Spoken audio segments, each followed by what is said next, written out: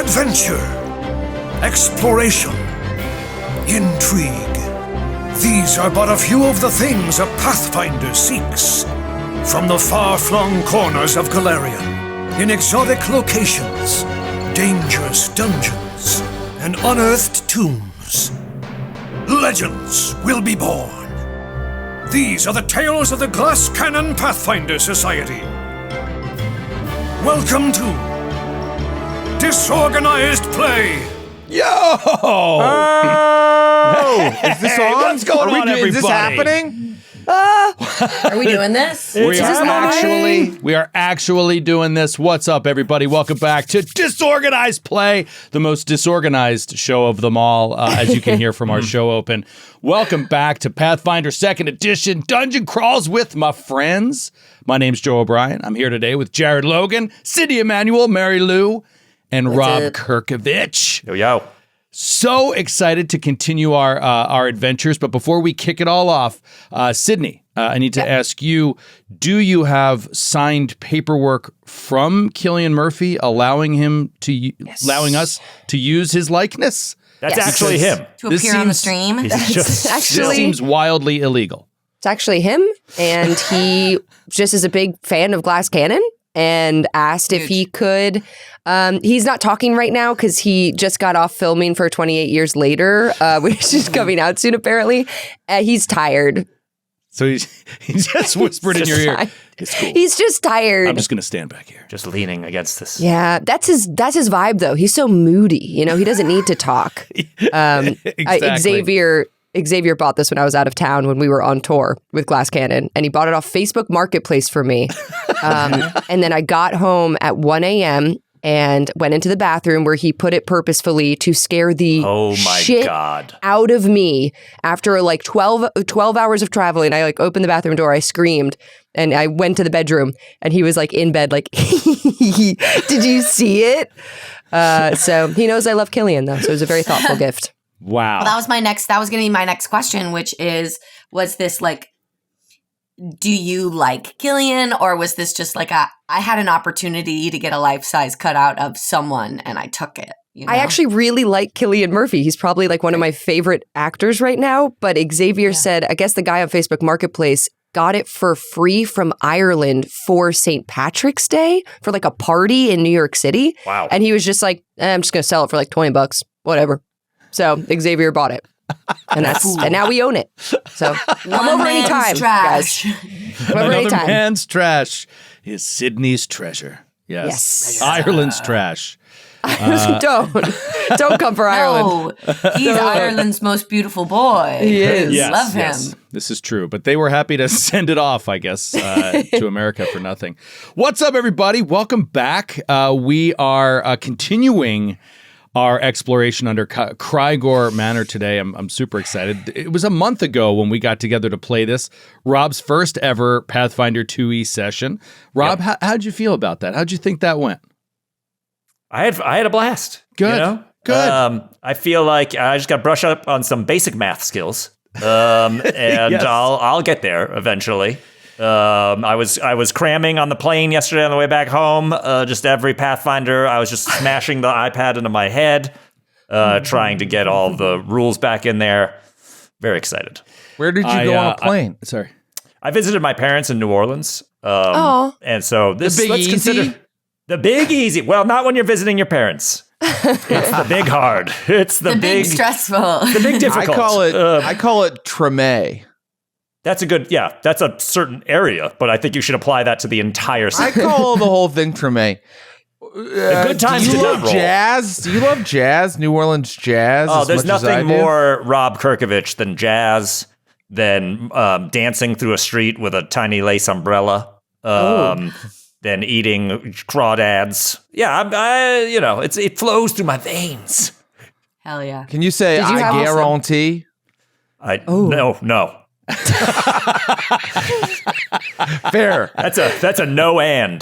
That's a no and. Every time, so on NCIS New Orleans, we had to do a lot of dancing. Probably more so than any other police procedural, because every episode would end. I was back at the bar and some jazz band playing, and it's like A, it's just not my favorite style of music. B, I don't like dancing in front of a camera. Like, it was like a perfect storm, and it just, every time, they'd be like, go ahead, Rob, dance! I'd be like, so if you ever see an episode where I'm dancing, just know that inside my head, I'm screaming. Please You must make have this gotten end. better at having to do it so much. Look, I can fucking dance. That's not the issue. I don't know if you know this. Thin people can really, if they get control of their hips, watch out. Because then it's just a slinky, it's awesome. But I need more of like, I need a certain beat, right? Like I need like a standard, like a Michael Jackson type of song. Like those, that's when I slay. Jazz is too like, and I can't like, I can't get Can't find it. I can't get the rhythm down. Yeah, it's not there for me.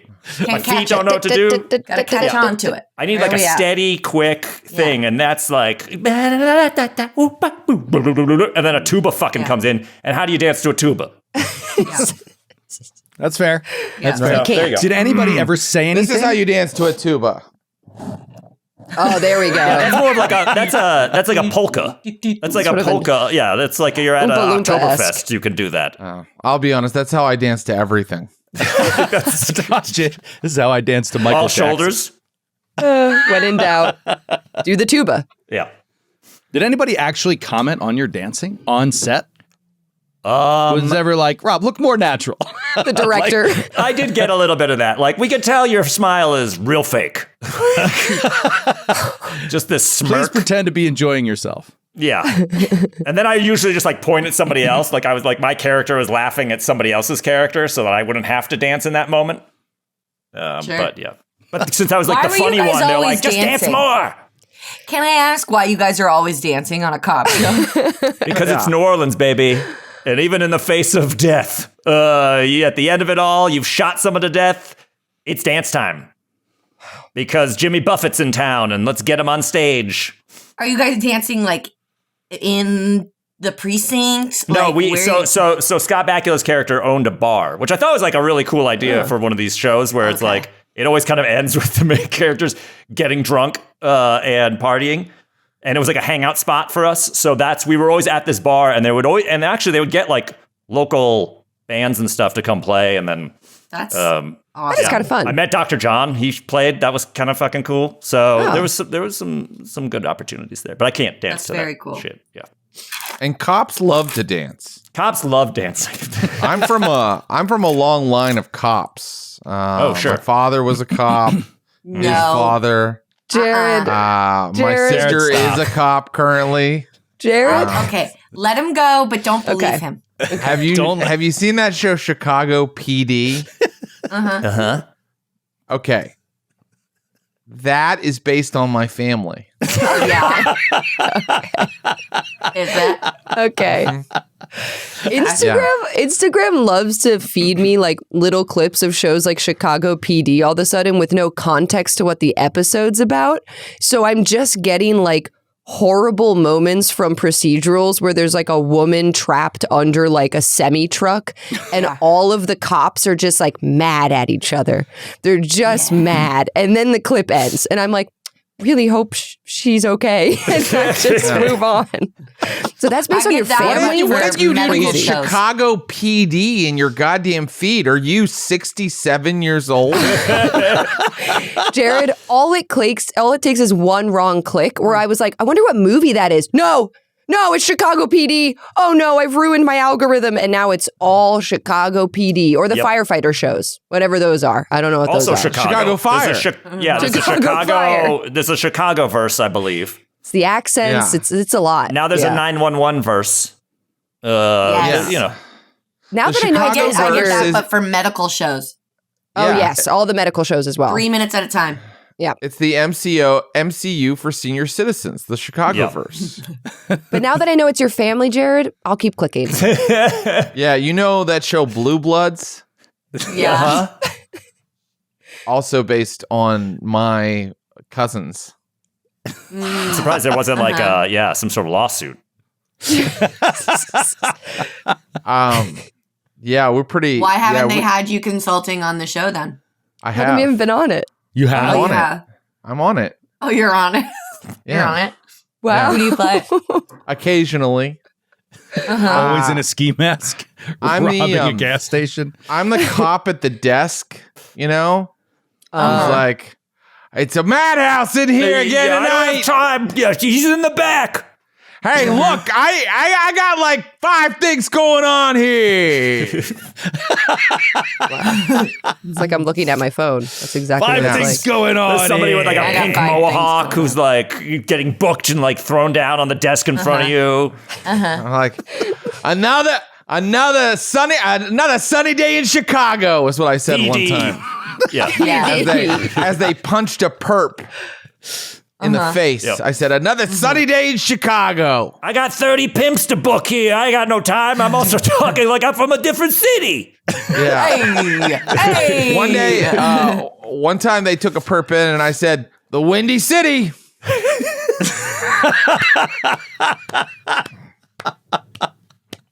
Go Bears.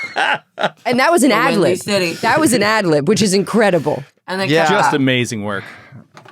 Thanks. yeah, really beautiful stuff, Jared. Anyway, everybody watching this should watch Chicago PD Well, Yeah. and look for my episode. Yeah, get Jared those look for residuals. Jared behind a desk. Yeah, support Jared and his family and his cousin's family by watching primetime procedurals. I look like I could be please. a cop, though, right? I have like a big fat cop head. Hold on. I you got a see you being detective a thing, small yeah. town cop. Yeah. No detective. No, you want to be Rob, in the blue? You want to be? well, I don't want to be, but don't you think I have a blue? Yeah, a you could boys come in show blue and roll up with face? a donut. Yeah. Yeah, I can When see I that. wear mirror shades, it's awful. Ooh, Or any kind of ball cap, I suddenly become a cop. immediate. Yeah, Yeah. immediate Yeah. cop. They're like, I could nice see that. try. But yeah. you're clearly an undercover cop. Yeah.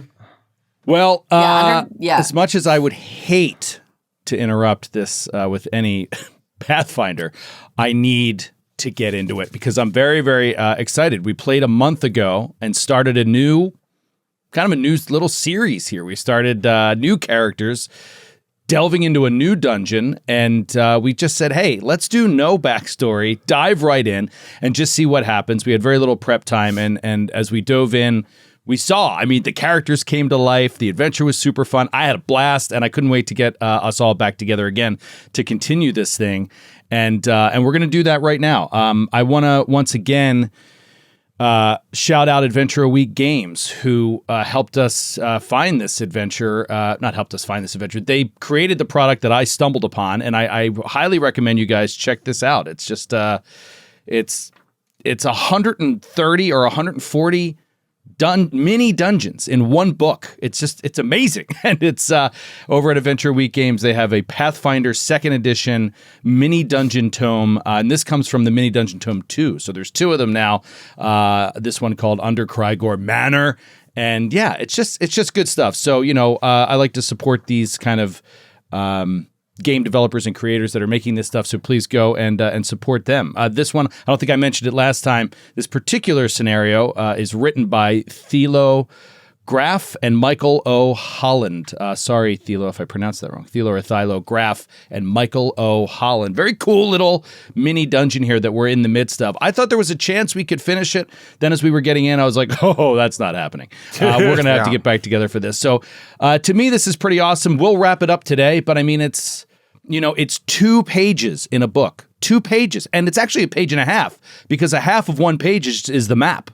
So you got a half of a page is the map. Then you have a page and a half, and we're going to get, 7-8 hours of really fun gameplay out of this. So anyway, highly recommend it for your home groups if you guys want to try out something that's quick and easy and get right in and just start playing. Let's go over, talk a little bit about what happened last time. Just refresh you guys on the adventure so far. If you'll open up Foundry, you'll see I'm going to just literally walk you through the map. I think that's a good way to do it. And I'm also going to utilize a second Guy token. Guy, played by Sidney Emanuel, is a fetchling thief, fetchling rogue who came in with the rest of this crew, and we'll re-meet everybody as we go. But just as a quick walkthrough, you had 2 possible entrances to this undercroft of this manor, this dungeon. One next to a ruined fireplace, and one out by a mausoleum that you found. It was kind of a little harder to find. Well, you went in through that mausoleum entrance, and that led you here to a room where there were a bunch of goblins. And you made short work of the goblins, but then Guy, as part of that, sensed a dark energy that was flowing through him that empowered him in a way to make a perfect killing shot on one of the goblins. Pardon me. The source of that energy, that dark energy, was felt by Dorinda, Mary Lou's character, as emanating from the north. So you guys headed up to the north. There's a door here to the east that you did not open. And you headed up to the north, up these stairs, and found a pyramid. Some sort of pyramid was in this room, and it seems to be the source of this dark, shadowy energy. It has some dark purpose. Dorinda can't really identify what it is. You guys never set foot in the room. There are runes and stuff on the walls that are hard to see, but you've never gone in there and actually examined them. Then you continued on, and almost immediately Guy fell into a trap in this hallway, a trap door that went down into a well. But luckily, Artan bursted open the door, and Guy climbed back out, and everything worked out fine. Nobody was actually permanently injured, but you can see that they are setting some traps in this place. You then continued along into a room here to the west, which was looks like some sort of fighting pit, which triggered the memories, the life path of Obliteron, our full orc barbarian who comes from the fighting pits of somewhere. I never really identified where that was, but has the gladiator background. In fact, I'm going to take a second here because in the interim, since our last recording, a wonderful artist from the Naish, Toby, most of you know Toby at this point, in one way or another, did a little sketch of Obliteron. I think it was happening during our stream. Was it happening during the stream? Did we show it? No, because I think we only saw it after. Oh, okay. Okay, great. I couldn't remember. So I will show it here, just in case anybody didn't see it. Here's Toby's quick sketch from last session of Obliteron. If I remember, it featured nipples. Yes. Yeah. Oh my gosh. Not fucking around. It's the little, you have to look close because the little tiny skull is just the mask, and then the head is so much bigger. And I also It's think so he's got funny. the glowing blue eyes when I go lightning crazy. Oh yeah. Yes, that's right. The lightning rage, the blue eyes come out. So he's a full orc underneath this, but this is a human skull that he wears on He's top. so hot. I want that action figure. It looks awesome. It does Yes. look sweet. It's Doesn't like look a He-Man. amazing. I bet you can pop the little mask on and off. It's so yeah. so fun. Yeah, totally. Pop it off. Also, the orc neck splitter, larger than I pictured in my mind. That looks like a Not big old me. axe. Yeah. But yeah, it was awesome stuff. Great work, Toby. Thank you so much for that. All Gorgeous. right. So, Obliteron, feeling this urge, was like, I need to go down in this pit and see what's going on with this flaming sword that seemed to be dropped on the ground near a dead body there. And sure enough, he gets down there, and magically summoned into the pit is a huge black bear that Obliteron and the whole crew begins to fight. After defeating the black bear, you realize that the flaming sword is really more of a stage prop than anything. It's a sword that has a continual flame spell cast on it, or an everlasting flame spell cast on it. It really just looks pretty, but mechanically it is nothing more than a regular sword that sheds light like a small torch. You leave the sword there. I can't remember if you took the sword or not. And you moved on. No, it was garbage. It was like an illusion. I mean, it was just like, yeah. It had no was extra useless. powers. It was just a regular sword. Then you continued on to the east to where you opened a door. Now, this was an important room, it seemed. This is the kind of, you guys were treasure hunting in a way, and this is the first time that you really saw some valuable treasure. There's a huge motif painted all along this wall of oh God, was it lizard folk? I can't believe it. That's so funny. It was lizard folk. Lizard folk. It was lizard folk. Lizard folk fighting what looks like the Krygor clan, basically. You see an image that you recognize as the famous explorer, Victor Krygor, whose home here has fallen into ruin, who passed away many years ago, who you are trying to see if there's anything valuable down here. Krygor, along with some allies, locked in a vicious struggle against some lizard folk. And throughout this motif, or whatever you want to call it, everybody's eyes, any visible eyes, are set in with gems, emeralds. So there's all these like glowing green eyes in the room, reflecting the firelight of the brazier in the center of it. Dorinda was like, finally, we get some cash. Dorinda, who is a halfling cleric of Abadar, and thus appreciates a good treasure hunt, reached in with a little knife, popped out one of the emeralds, thus setting off anger in the brazier, and bursting forth from the brazier were 2 flaming skulls, one of which immediately put Dorinda down in one hit with a crit that put her to dying 2, and with persistent fire damage. The team rushed around, saved her, defeated the flaming skulls, and you were able to get the rest of the emeralds, which worked out to be a lot of treasure, a lot of cash. It was a lot, And then you moved along. Emeralds. You moved along once again. You stepped into a small hallway and set off a spear trap before then finally getting into, and Guy got pretty hurt there, before getting into a room with a wooden treasure chest where you found a pouch of 40 gold pieces and a scroll of runic weapon, which was given to Dorinda, I believe. And then you backtracked. It seemed to be a dead end. So you backtracked the way you came. You worked your way down to the south. And this is where, getting punchy, in the 4th hour of your game, you decided to open 2 doors at the same time. Doors. It was fun. 2 doors at the same Two doors at the same time. That's our new battle cry. And anytime we see that opportunity, we do it. Do you guys We are agree? going to take it. Push them open. Yeah, we're team 2 doors for sure. Team 2 doors, that's what they call us. Team The two-door crew. Yeah. We're the 2-door crew. So now we return here to this hallway where you opened 2 doors. What happened very quickly is Artan peeked into the door to the west, and he saw a patrolling knight that was like walking away from him and didn't notice a suit him. Of armor. And it was in a room that had like this plush red carpet, and there looked to be some sort of altar or something in there. And quickly Artan silently closed the door. At the same time, Guy opened the door to the east and discovered a room with a wall right in front that seemed to curve away like a semicircle away from him, the wall across, and to the north and to the south, heavy webbing, what looks like spider webbing, and in the webbing to the north, Guy notices what appears to be a halfling or small person caught in the webs. And that is where we ended our last session. Okay. That is where we pick up today. And at that point, I think I'll put it in your guys' hands to tell me what you do in this moment.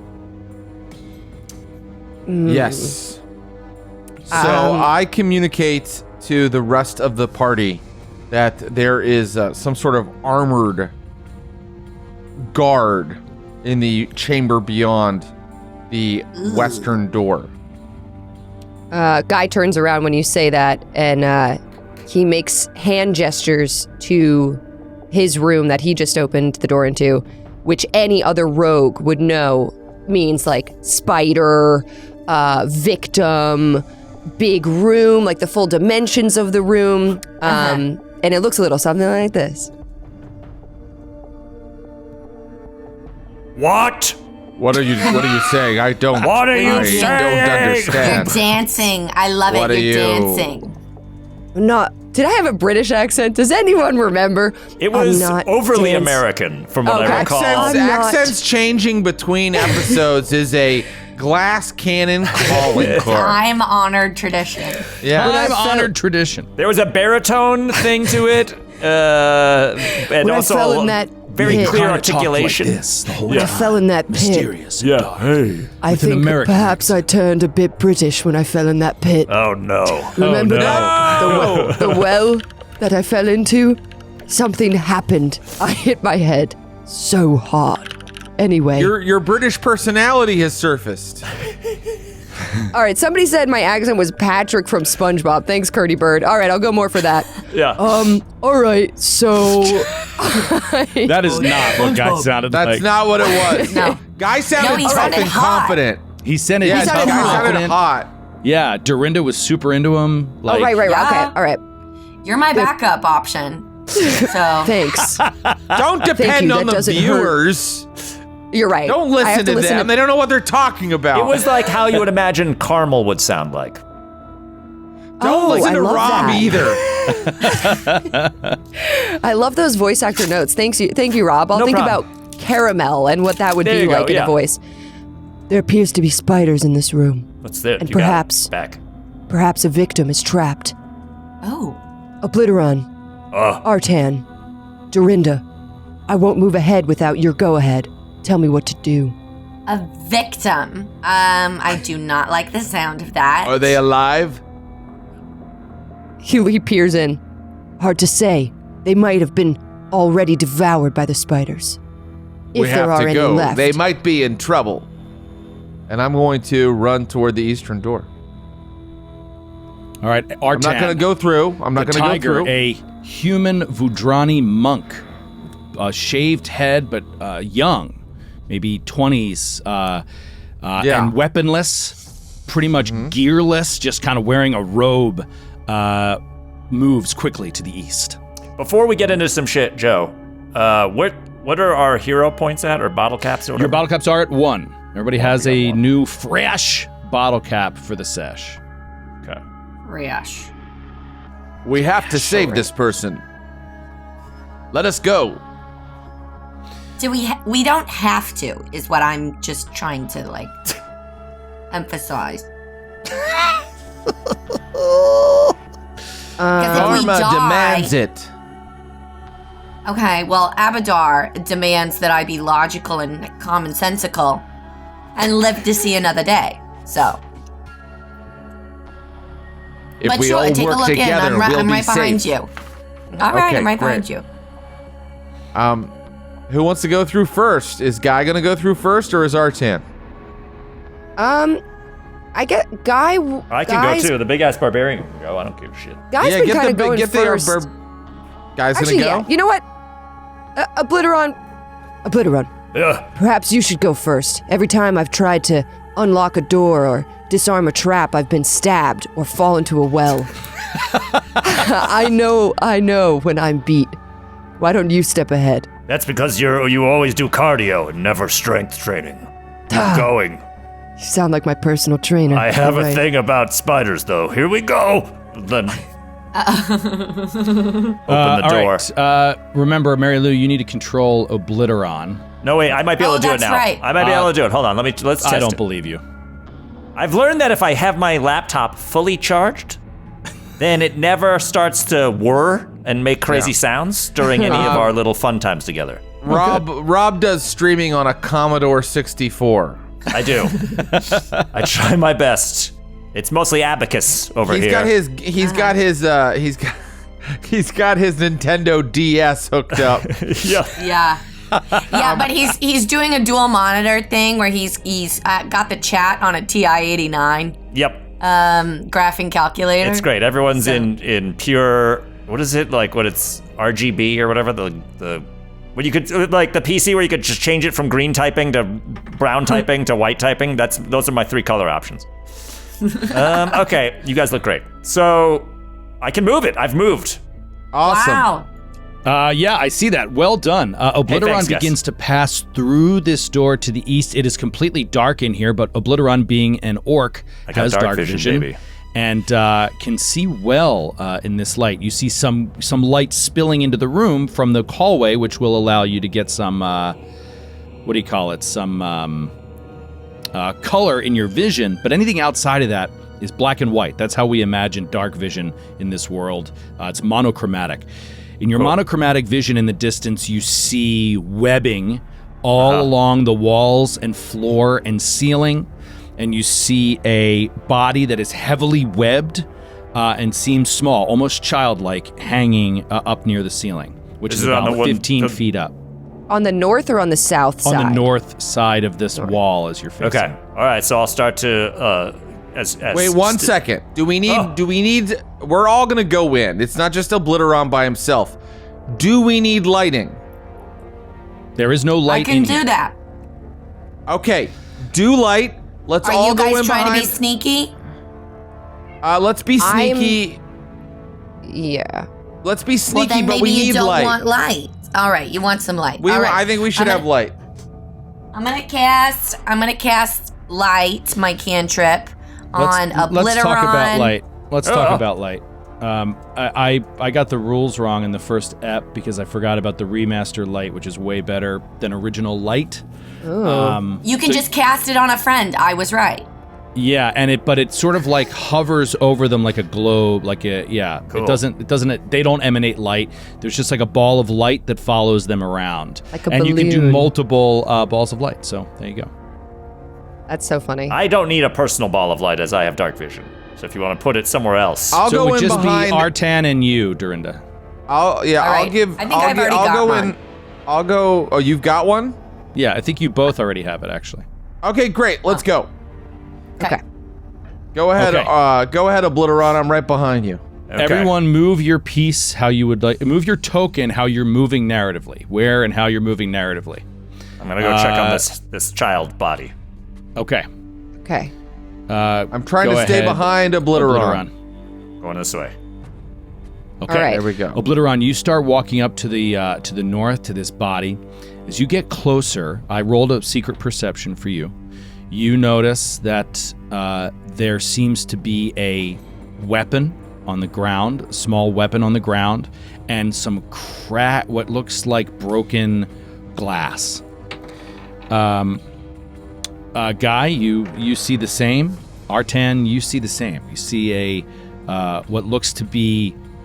Actually, Artan, you also see like some torn and ripped clothing, and also what looks like some blood stains on the floor.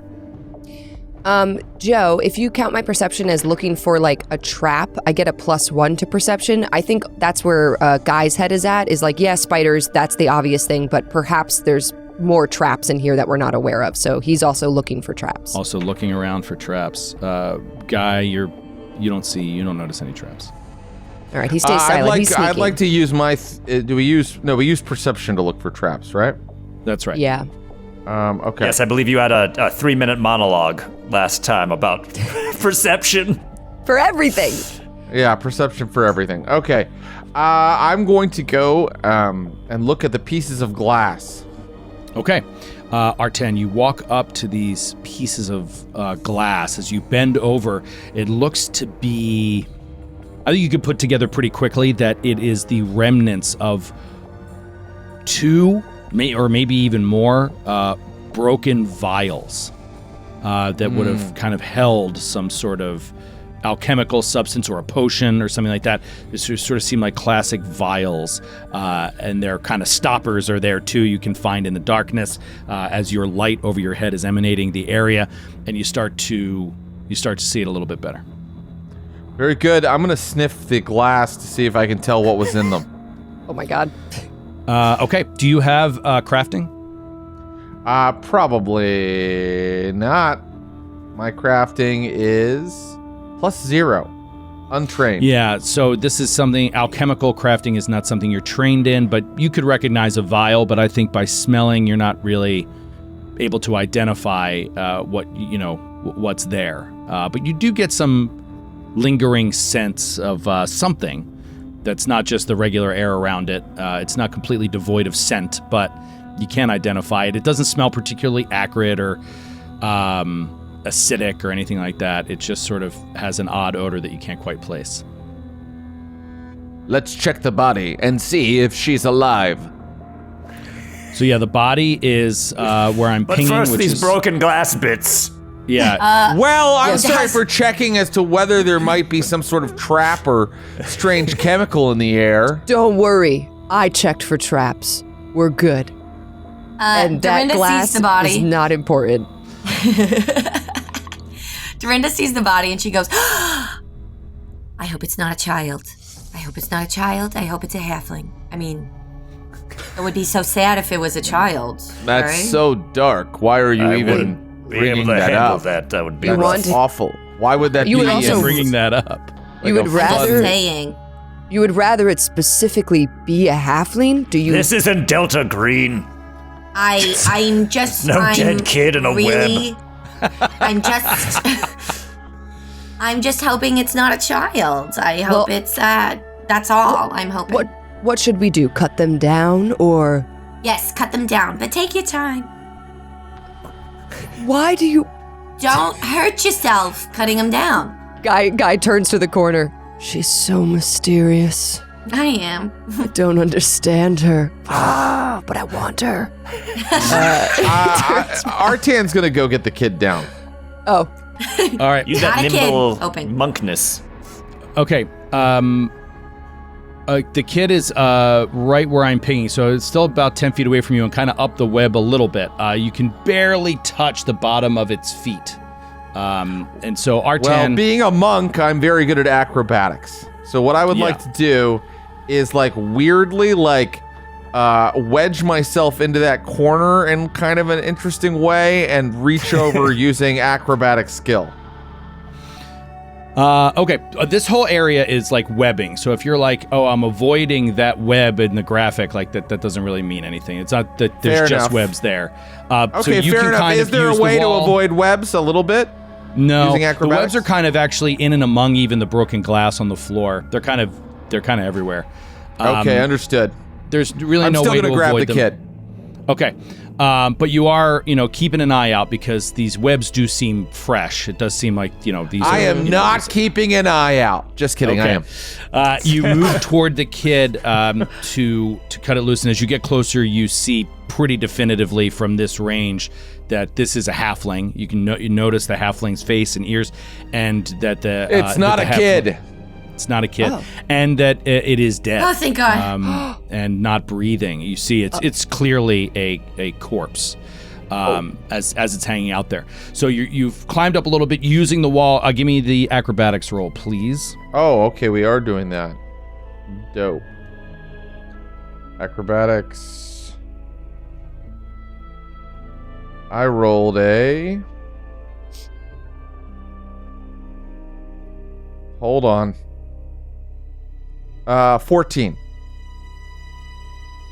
14 acrobatics. Okay, you climb up just a little bit, maybe 3 or 4 feet off the floor to get purchase and maybe kind of be able to rip at some of these webs.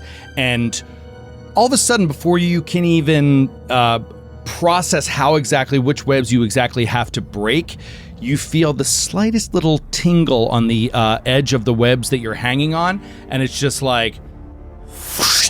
And like with absolutely no warning coming into your light from the ceiling above, you see the face of a spider and the fangs coming right at you as it unfurls out of the darkness and was not visible to you. Everybody roll for initiative! Everybody How big is this spider? This is a, whatever. We'll talk about it in 1 second. I am currently rolling for initiative. I'm rolling for a niche. Wow. Diva question. Where is the music coming from? The music? That we are we're hearing right now. Through StreamYard where we're playing. Why, is it too loud? Just a little bit. Okay, I can turn it down. That's fine. I was trying to heighten the tension. Diva question. I love that. And I love that, but I have ADHD, and if there are two sounds, I can't focus, and I get angry. Gotcha. Mary Lou, do you I going back pulled to it down a little bit. Hopefully, that's a little bit better. Do you ever get fed on Instagram those videos that are like, "Do you have ADHD? All you have to do is listen to this frequency tone to get work done," and it just blasts like a. And I'm like, this is the worst thing I have ever heard. As a person with ADHD, I'm like, absolutely fuck off with that. I'm not listening to that while I try to do taxes, you psycho. I will kill you. I will kill. I often have to send hot boyfriend the meme where it's like, I'm sorry for the way I acted when there were multiple sounds happening at the same time. Yes, I feel that so, except it's me just staring off into the distance. I just like can't, I just zone out. Oh, I get like angry. I lash out. Shut up! Shut up! Initiative is perception, right? Yes, sir. Yeah. And also, Joe, I'm using this opportunity to go into a rage as I roll for initiative. Amazing. All right, I'm going to go around the horn and get some initiatives here. Let's start with Artan. 13. 13. Okay, and then Obliteron. 18. Nice. Oh, that's good. Sorry, I screwed this up. 18. Okay, and then Dorinda. 14. 14. And Guy. A disgusting 20. Oh, filthy. Filthy. Taboo. Taboo and Just naughty. Nasty. Nasty. Filthy. Okay, great. Okay. Boom, boom, boom, boom. Got a lot going on here. Let's begin. As this thing comes out of the darkness, moves right up to you. This is an ability, a specific ability. Love this little detail. Pathfinder 2e hunting spider. It has a reaction called Spring Upon Prey. The requirements is initiative has not yet been rolled. The trigger is a creature touches the web while the spider is on it. And it has a stealth DC and everything that I rolled, and you did not hit it, and etc. And what it does is the effect is the hunting spider automatically strides on the web before it rolls initiative. So basically, it's able to get right up to you, and it's already next to you when initiative begins. And now I will sink my fangs into your neck, and you can just see them dripping with How big is poison. this spider for my own? It's about the size of Artan. So it's a big-ass spider. That's a big spider. Is it a big fuzzy spider or is it angular? Is it like a spiky big fuzzy spider. Okay, that's not as bad for my own No, personal, it's not as bad. Could be worse. All right, here we go. Artan. Oh! 14 to hit. 14 to hit is a fail. Gah! Oh, nice. Gah! Oh, I'm going to say you're off guard. I don't know if that's the rule, but I think if you're climbing, you're off guard. Even off guard, not a hit. Yep, that's what I assume, but I think you should be off guard. So let us know if that's right, chat, while I move on to the second bite. He snaps at you. Artan dodges. Second attack is an 11 to hit. Misses That's a second a fail time. again. Yep. And then it is going to move away and up into the webbing and out into the darkness. What? So that it's kind of difficult for you to see, and it's up kind of by the ceiling. It moves up and away from Artan, up into the rafters, basically, into the darkness. Terrifying! And it is Guy's turn. Oh, man. Asshole. Dang it. And I can't even get my surprise attack, even though I rolled so well, because this stupid spider already acted because of its stupid ability. No, it rolled really well on initiative. It doesn't. Oh, it did. Doesn't necessarily get that boost initiative, but That's pretty cool, though. Okay, and I can't do my sneak attack because I need a finesse weapon and it ran away. So you know what? I have my rapier out because that's what I've been using. I'm going to swap and take out my crossbow, first action. okay. Or no, short bow, so I don't have to load it. So short bow. Second action, I'm going to try to fire at the spider. I can see it. Yeah, it's gonna get a nice bonus to its AC. That's a really tough angle, and it's up in the ceiling. But you can totally shoot at it. I have dark vision though, so we have that's light not in the the room. concern. It's more that it's kind of behind that curving wall. This is a tight shot. Shoot. If I move, do I still get as much disadvantage? Because If you move 10 feet closer to it, you will not have any cover penalty. Okay, so then I will second action, move. That doesn't really help. Yeah, there you go. Okay. Now you got to clear. You can see it clearly. You're next to Artan. It's up in the ceiling, trying to get away from you, but you have dark vision and you can see it clearly. Yeah. I slink up to Artan and fire. Oh. That's going to be 24. 24. 24. 24. That is a hit. Yes, that is a hit. Go ahead and roll damage. Okay, that's going to be 3 piercing damage. 3. Got it. Okay. And it's you hear the strange squeal up in the ceiling, and you know you made contact. That is Guy's turn, and at that moment. Don't. Not another spider. 5 Not more another heroes spider. enter. I can't even tell you how spectacularly low I am rolling for you guys. Except, and I will say this, on your check for traps, I rolled a natural 18, but there just aren't any traps.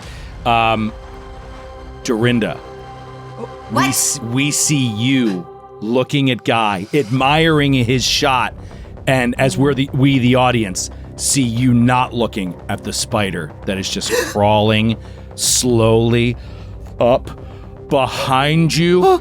It's on the ground. It is moving slowly. It comes around the corner. It comes right up to you. You have no idea. And it sinks its teeth into you. Oh, God. Natural 17. Oh, no. No. All right. That is going to be a 26 to hit. That does hit. It is not a crit, but only barely. Only barely. It does 3 points of damage, but it sinks those fangs into your neck and back. We see Dorinda scream, "Oh, no! My neck! My back! Say the rest. My pussy and my crack! Let's immediately do a fortitude save here. Okay, fine. Guy whips around. What? 10.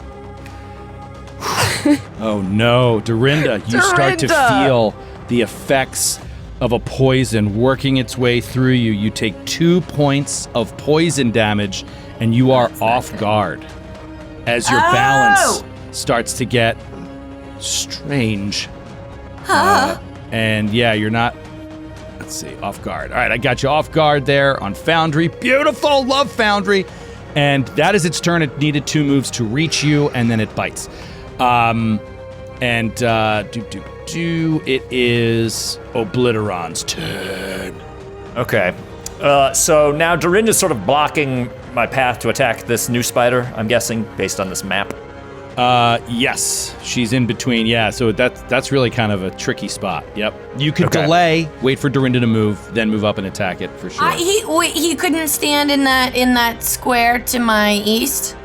I just picture him as really big, but I mean, you could. No, but I could. What if I? I think Dorinda could stand in that square. I'm really small. What if I? So what? Describe to me the number of actions that this would take to do this. Can I grab? Since she's so tiny, can I grab her and move her to the side and then come in and attack this thing? Yeah, sure. If you want to use an action to move her out of the way, use an action to step up and then attack. Yes, that looks very cool. Yeah. Do you want to move her back behind you as opposed to the side? Yeah. Yeah. All right, so Dorinda. Well, she's so small. I think he grabs her and he throws her in between his legs. Dorinda, you slide down between his legs. Basketball, like you're dribbling a basketball real fancy. And you feel yourself getting more and more sick. All right, Dorinda, move your token up 1 to the north. Obliteron, move your token into her space as she vacates. And you will be able to get an attack off on this spider. All right. I'm gonna swing claw. My neck splitter at this thing. Neck splitter. Claw. I'm not fucking around. Okay, so since I'm raging, it's a +2 to damage, is that right? +2 to damage, I believe, yes. Okay, so, but not to hit. So to hit, I just gotta roll. I'm looking at my thing. Okay.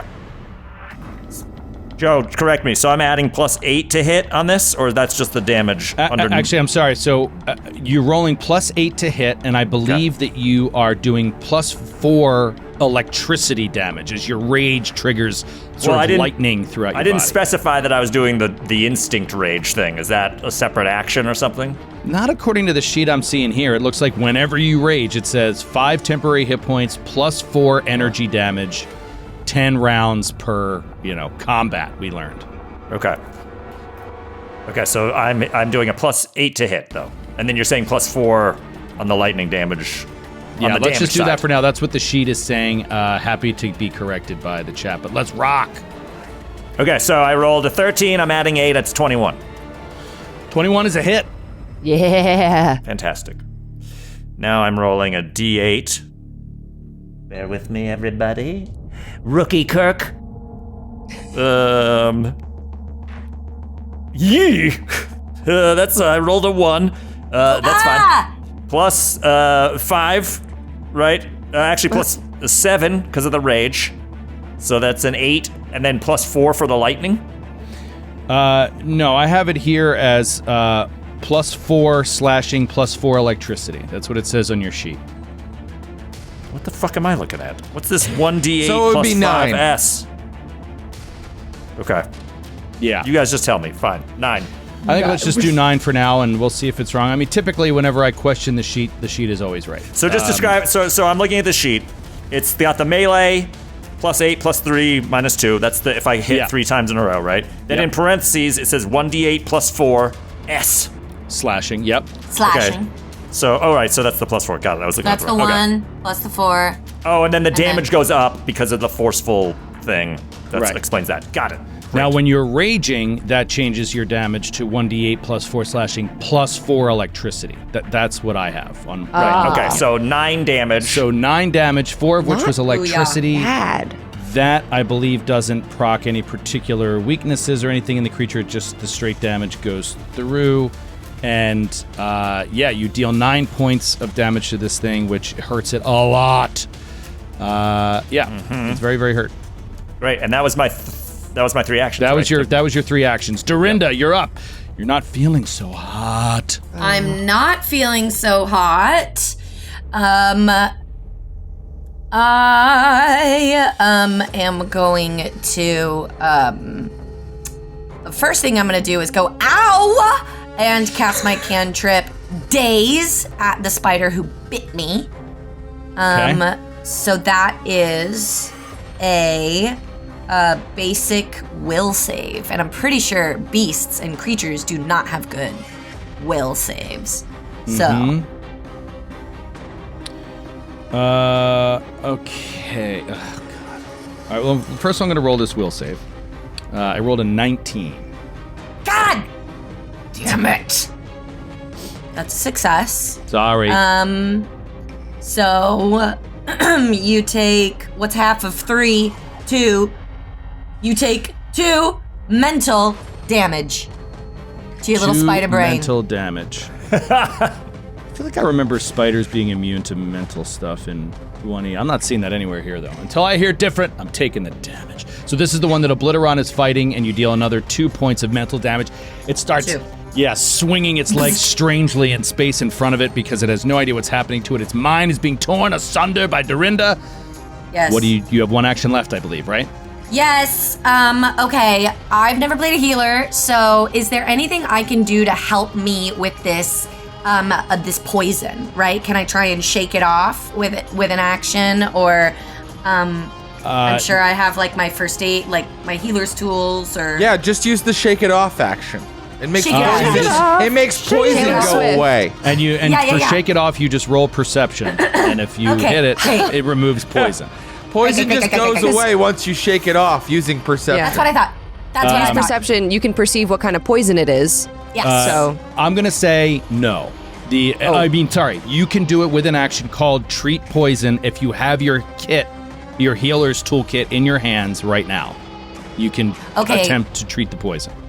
Well, I don't you have are a healer's trained in toolkit in my medicine. hands right now, but You are What? trained in medicine, right? yes. Okay. So if you want to use an action to pull out the healer's kit, that would be the end of your turn. We'll check in with you next round. Done. That's what I do. Okay, great. She starts to pull out a healer's toolkit. You know something's wrong with you. You got to find a way to get rid of this poison.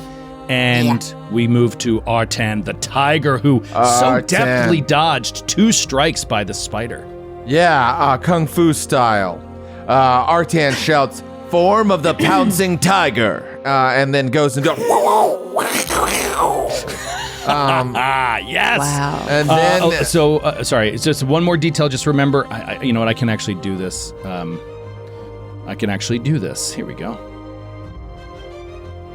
The creature, you should see that marked on the map. The creature is 15 feet up in the air on the ceiling. Of course it is. But everywhere on the walls around you is all climbable because it's all webs. So Okay. if you'd like to climb up there, you can totally do that as an action. Well, can I move to him and climb and still have an action to attack? Yeah. Well, you'd have to pass an athletics check for the climb. Ha! No problem. Here comes the athletics check. 14. 14 is not enough, and so God basically, damn it! you start to get about 5 feet up the webs, and it just sort of like rips and does not give good purchase, and you're kind of on the wall there, right near it. That's 2 actions, so you could use another action to keep climbing up, or do something else. Okay, I'm going to use another action. I'm going to at least get close to it. I'm going to get close to it somehow. All right, I'm going to move you over closer to it. Okay. We're saying this is all happening. Now do I you're need trying to roll climb up. athletics again? Yeah. Okay. That was even worse with a 12. No. I'm Okay. losing this die. You Not have a critical bottle- fail. You just don't make good progress, but you do not fall. But yeah, Artan is trying to scramble up, and the webs, which looked so fresh and climbable and sturdy at once, keep giving way and aren't giving good purchase. It is now that spider's turn. It sees you attempting to come after it, and it is going to wedge you up against the wall with a web as it spits webbing at you from a distance. The webbing comes flying at you. We'll see if we can hit you this time. Here we go. Okay. Okay, that is a 13. Fail. Okay. Nice. Get up. It's not you Get that versus us, spider. Joe. I don't understand that reaction. It is. Yeah, right now it is. It was a cool. I know. It was a cool moment. I guess it's cool for Artan to dodge. Artan just like swings off the wall and then swings back. Yeah. Cool. Yeah. All right, it's a long shot, but you're off guard. I'm going to try to swing again. There we go. Okay. That is. Oh, no. Yeah, wow. Okay, second shot with the web is a 16. Wait, does 16. that hit you off guard? It does not. Okay, so he Wow. misses twice, and then he's going to continue crawling away in fear. And he moves around the corner. Cowardly spider, face me. And it is Guy's turn. Guy, you see this brief They're literally interaction, the spider spineless. trying to spin at Artan. Artan dodges out of the way, and then it, again, scurries into the darkness behind a wall. Yeah, I mean, Guy can't keep like chasing. He looks at Artan, free action. He's just like, Artan, can you handle that one? I have it. Help the others. And it takes extra long for that to be said because he's doing the weird dub voice. Yep. And then, So that's an action. God damn it. Guy nods knowingly. He's going to move back towards Dorinda. This is my first action, Joe. Moving back towards Dorinda. Another free action. Are you all right? She's desperately getting the my healer's sweet- toolkit out. Okay, actually, Joe. Oh. I've learned something from Sweet Threat. I didn't know that you can wear a set of tools at all times, and they're already out. Oh, goddamn the chat. Dorinda, My as a tools healer, were on my suit. that's what they say. You can wear a set of tools. Everybody Sure. can wear one set of tools. But you Abandoned didn't know here. that you were wearing them, and you didn't say that earlier. But this is disorganized play, and now that I know, it makes sense. All right, that Anything's is allowed. disorganized. It doesn't it make sense that a healer would know that they can wear one set of tools at all times? And so my So what's your pitch that you didn't use that action? My pitch is that action I used to treat poison, which is one action, and if I succeed, I just get a buff on my next saving throw. As if you had already done it. Correct. Sure. Why That makes not? sense. Wow, That makes sense to Joe, me. what a softie. It's gross, dude. It's What? gross. How was I supposed to know that you can wear tools? The only reason I'm Mary Lou, the this only is a reason I'm goddamn allowing mess. The only reason I'm allowing it is because it's tough sometimes to argue against that Dorinda would know to wear these tools, and Mary Dorinda Lou would know. definitely wouldn't. Absolutely not. I guess We we're don't use time tools in our traveling game. back. I'm gonna roll my athletics checks again. Is that okay? The chat. Do you have a good reason? As good of a reason as I did? All right, Mary Lou, Dorinda is Yes. working on Time your travel. on treating poison as Guy walks up. We'll Yes. take care of that next round. Yeah, Okay. she seems Well, not like next she's round. We'll take care of it I'm next busy. turn because She seems like she's getting your it poison done. is about to tick on the hunting spider's turn. She moves. You move up to Dorinda. She doesn't respond to you. She's kind of shouting, screaming. She seems hurt and messed up, and she's working at these tools to try to maybe drinks a little elixir or something. I don't know. Guy sees the source of her injuries, this spider standing right near Obliteron, right? It's on the ground. It's not up in the... It's on the ground, fighting Right. Obliteron toe-to-toe. So Guy is going to then, crouching, shoot with his short bow. Okay. Creature benefits from cover. Obliteron's just so damn tall. Wow, that's a good roll again. 24 again. Wow, that is a hit again. Yeah. Nice. This one is hurt. Obliteron wrecked this one. 3 points of piercing. Wow, 3 points of piercing. Okay, Three? still up. Jesus. I'm going to shoot it one more time. Okay. Oh, natural 20! Oh, There we go. my goodness. All right, so double damage, right? Oh, Double. and I have the deadly. I have deadly. Oh yeah, the bows are deadly. Yeah. So I'll do a D10 instead of a D6, right? And is it a double D10 then? Or it just gets the deadly and I get one D10? No. It's so it's a D6 short bow, right? Yes. Yeah. So you roll the damage, double it, then roll a D10. Jesus. Right. Okay. Wow. Minimal stupid ass damage. So 2 points. 2 plus, points on the let's crit plus a D10. See, 8. So 10 total. 10 points of damage, and that is enough to kill the spider, of course. Nice. Nice. Dead. Is My dead. hero. It's dead. You just heal. I'll continue doing this shit. Well done, pasty one. What? the? Okay. First, Dorinda, while you've been working on yourself in this interim here, let's get a quick medicine check against Cha-ching. the DC of this poison. 15. 15 is a failure. You do not treat the poison, and you then need to roll a fortitude save.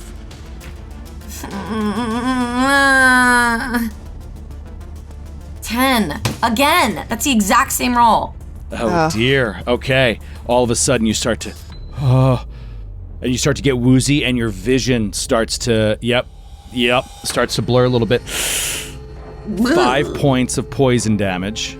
Ow. You are now clumsy 1 and off guard. Oh. Clumsy 1 and off guard. And now this is getting bad because you're getting deeper into the stages of the poison. And it is Obliteron's turn. You see out of nowhere, just past your side, Obliteron. Swoop! This arrow flies through and strikes true. Mm-hmm. Okay, so that thing's dead. And then dead. there's this other one that's on the other side of this room, basically, right? Let's Yeah, well, you pin don't know where it is. You go have around, you go know nothing around about your that side spider. and let's pin it in. Yeah, I was thinking that, but where do I see what my movement is? I can't find it. Or is it just a standard? Your movement is it's right up near the top of your sheet. It's going to be 25 feet. Oh, right. So I'm not going to be able to get there. Well, it's one action to move 25 feet. You could use 2 actions and move 50 feet. Okay.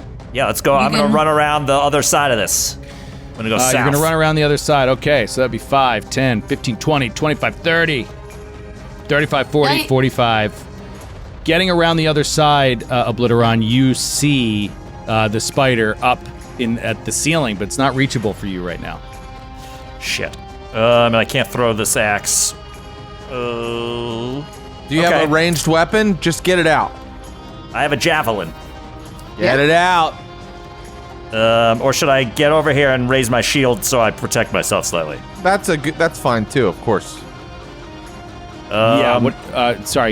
What do you want to do? I moved you more than you really needed to. It's up to you where you want to move. Just to show you have all that movement if you want to use 2 actions. Oh, if I had only used 1 action, would I be able to pull out my javelin Yeah, actually and throw you it? could. Yeah, you could Yeah. use 1 action to get inside of it. Yep. And let's see, 5, Another 10, action 15, to whip 20, out the 25. javelin. You'd actually be about here, and then you'd still be decent amount away from it. But your range is 30 feet with that thing. I'll give it to you. 1 action to draw out the javelin, another action to throw it. You have a +5 bonus with your javelin. Go. Okay. You can see in the darkness. Natural 20, motherfucker! Yes! Yes. Oh! Yeah. Nice, dude. Okay. Natty 20. So go ahead and... Yeah, it's 1d6 plus 4. And do you add your rage to non-melee attacks? I don't think so. Yeah, I think it is just melee attacks. Yeah. All right. So go ahead, give me 1d6 plus 4, and then double it. That was a 6. That was a 6. Plus 4 is 10, so 20. 20 points of Oh my damage. I normally despise non-melee combat, but you gotta do what you gotta do! He chucks the javelin. And it just spears this creature up on the ceiling. It twitches briefly, and then curls just up around falls from the ceiling to the ground. Splat! On the Cool. ground, and I was helpful there. it's dead. That was great. Good strategery. Nice. Obliteron, that was an incredible combat for you. Just slaying foes Thanks. left and right. Well, I weakened one of them, and an old pasty face over there did. I We think did it I together. Yeah. Teamwork makes the dream work! Okay, we're going to stay in initiative here. As you guys see Dorinda having a rough time, it is her turn. Dorinda, you can attempt another treat poison. Okay, what about barfing instead? I don't think that's a thing. No, it's only if you're sickened you can retch. Oh, that's only sickened. You can retch. Yeah. Okay, chat lied to me, but that's okay. I still love you. Okay. Did they say I'll try. retch? Did they say throw Yeah. it? What did they? They did say. try. They said try to retch. Just never listen to them. Why? They're very helpful to me because they like me.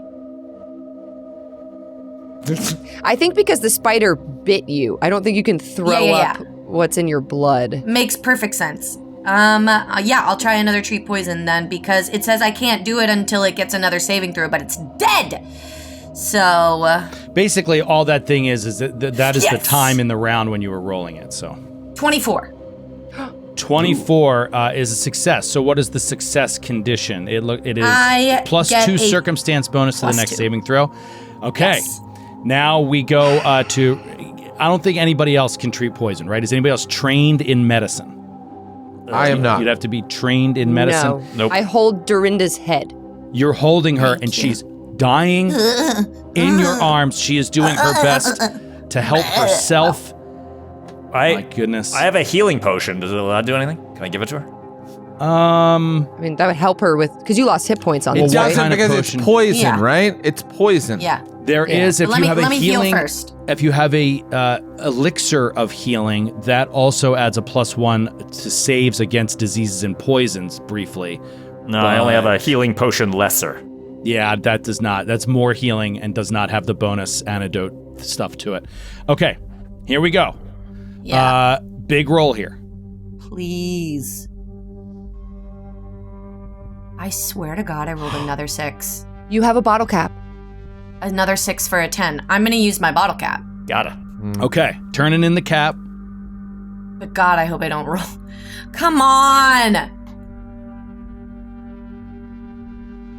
Oh no. Oh no. Mary Lou. I rolled worse. Can I give her my So with shut your mouth. With the +2 bonus from the circumstance bonus, what is the total? The first one was a 12. And then this one was a 10. Again. Oh man. Okay. Brutal. Okay. You immediately take 3 points of poison damage, and you are clumsy 2 and off guard. Clumsy 2 and off guard. Okay. Oh, boy. Okay. Now you can do another treat poison. You can keep trying to treat yourself until you either win or die. Win or die. I mean, I don't have any other. I can't. I would like to quickly fashion an antidote from the venom of the dead spider. perfect. By all Can I means. cast If we guidance What is on Okamura myself? with his alchemical crafting skill? Yeah, he's got a little cart that he carries with him that jingles with all the vials. Ah, amazing. You has- can he have a has set his- of tools ready, Obliteron. Yes. You could be wearing the You alchemy can be cart. wearing the alchemy cart. Can you cast guidance on yourself? No. Well, no. That would be silly, right? Come on. Don't make me look that up. Really? I think you can. I don't think you can. Can you? I don't think you can in D&D 5th edition, so I imagine you definitely can in Pathfinder. Yeah, I'm pretty sure you can't. But I'm just looking for anything here. Okay. All right. I mean, I'll just try one more. Tree poison and fucking fortitude save to what else hopefully can we not do die. here? Potion. That's it. Gah! Oh, Squid says you can cast guidance on yourself. You can? What? Okay. It just says target one creature. It does? Okay. Your Honor. Your Honor? It does says one creature. Should we just try to pick up? There was nothing spilled around that vial, right? What if that was antidote? Can we smear it in her face or something? Oh yeah. I'm gonna say look on the body. Look on the body for some antidotes or something. Anything, please. Oh yeah, we look on the halfling body. Mm-hmm. Well, wait, we're in turn order. We're in turn order, aren't we, Joe? We're in turn this order. is all happening in initiative. All right, so let's stay in initiative then. It is Artan's turn. Okay. Yeah, I will run over and carefully examine the body. Okay, you run over to examine the body. You see it is heavily wrapped in webbing. Its face partially visible.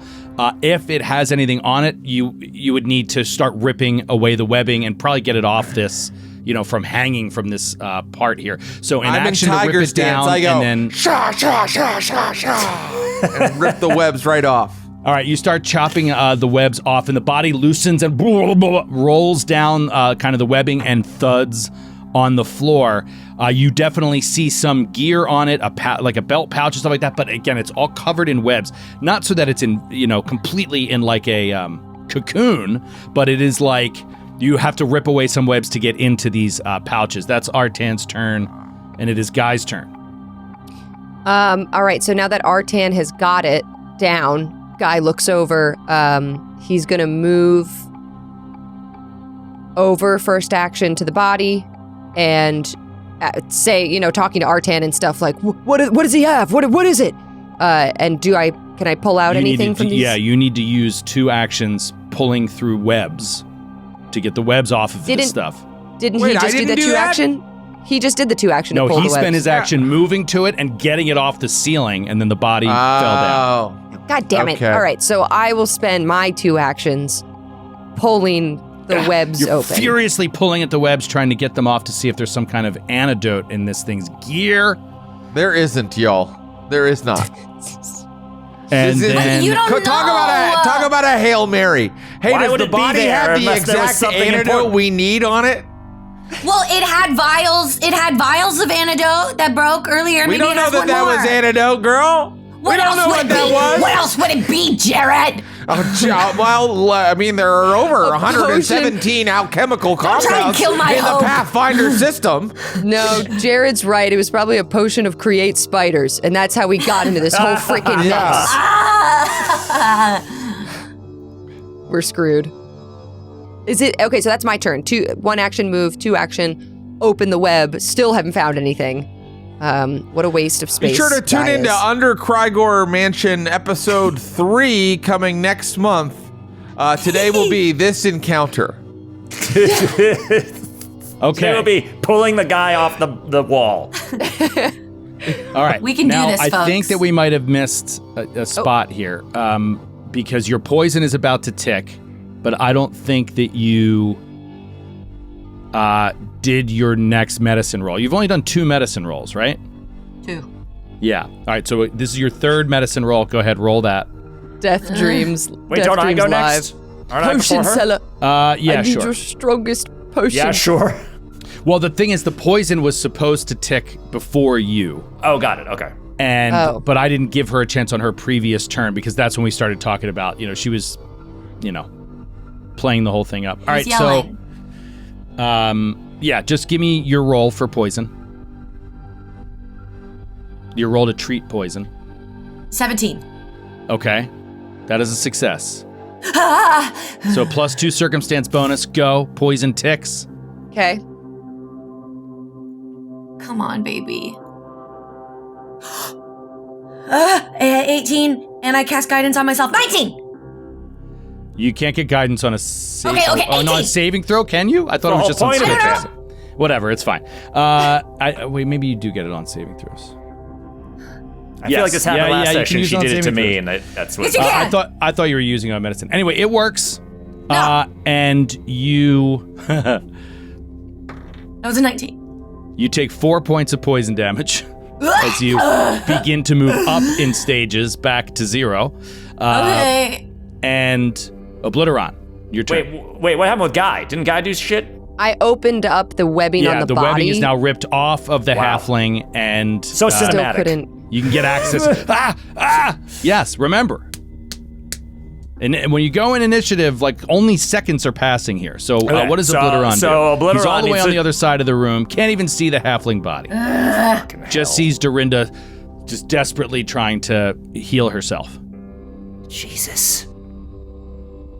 I don't know. I guess I pass. What the fuck am I supposed to do? Sounds good Pass. to me. Dorinda, your turn again. Don't am I pass. supposed to Give do? me your Like- healing potion. I'm running out of health. Oh yeah, all right, yeah, healing potion. If she's got low health. Yeah, Obliteron trundles over as quickly as possible. No. Pulls out a healing Save potion. me. Yes, here you are, diminutive creature.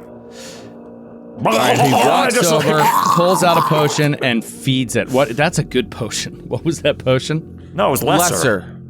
Oh. It's still a good potion. It was 2d8 plus 5. 2d8 plus 5. Oh. Go ahead and roll that, Rob. Cool Okay. that we're not going to have that during the combat with the knight. Okay, well, do you want your healer to live or die? Jared. 5, 10. At this point, I don't know. Let's ask the chat. All right, 10 points of healing, Dorinda. You chug this thing down to give yourself a little boost. Oh, you feel like Obliteron's you've not gotten very back. like gentle with it. He's just like, it's just like What manages to get into your mouth it heals Yeah. you 10 points. It is your turn. You Great. can continue to treat the poison. Yeah, I'm gonna treat the poison. All right, give me a quick medicine roll.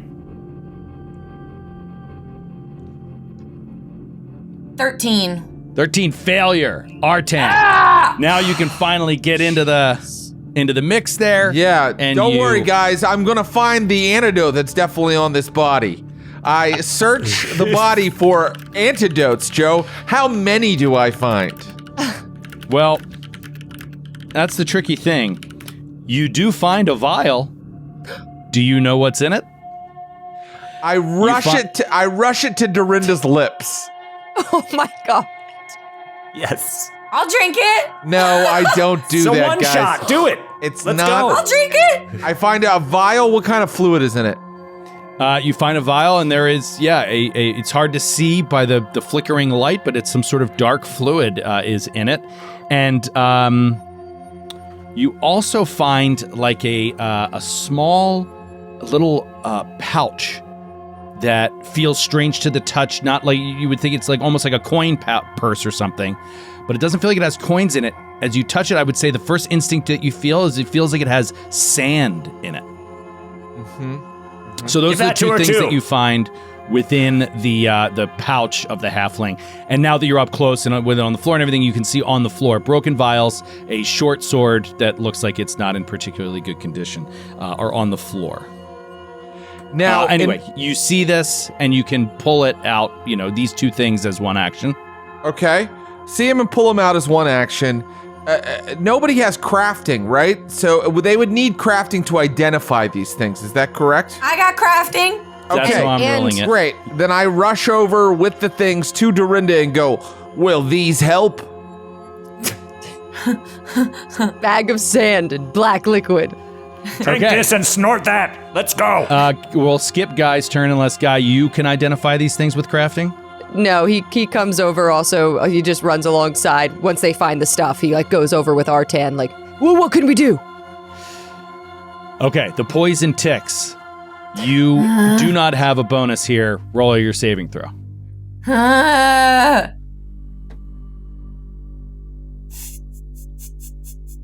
9. Oh my This is so spectacularly amazing. Okay. It's not fair. We suck. I never dreamed we could get this much juice out of this. Clumsy 2. How many rounds was that? Yeah, I'm Clumsy already 2. clumsy 2. You take 1 point of poison damage. I've been rolling so well for you. You take Thank 1 you. point of poison damage, and you feel as if the poison has worked its way through you. You start slowly feeling better. It has sweat it it has out. a maximum duration, and it doesn't seem to be getting worse. But slowly you move kind of up through the stages, get less clumsy. No longer. Maybe you off should guard. purge. And as you look, and then it's your turn seconds later. And as you look toward the vial, give me a crafting roll to identify this item. 15. 15 is a success. It is an elixir of life minor, which would give you a +1 bonus to poison rolls, but it is a 1d6 healing. Elixir of life minor. Okay. That's good for you now. Yeah, I drink it. What? The poison's done. The poison's done. What? Oh, I'm still missing health. Do you want me to live or die? Aren't you a healer? We might need these. Wait, we might need these things later.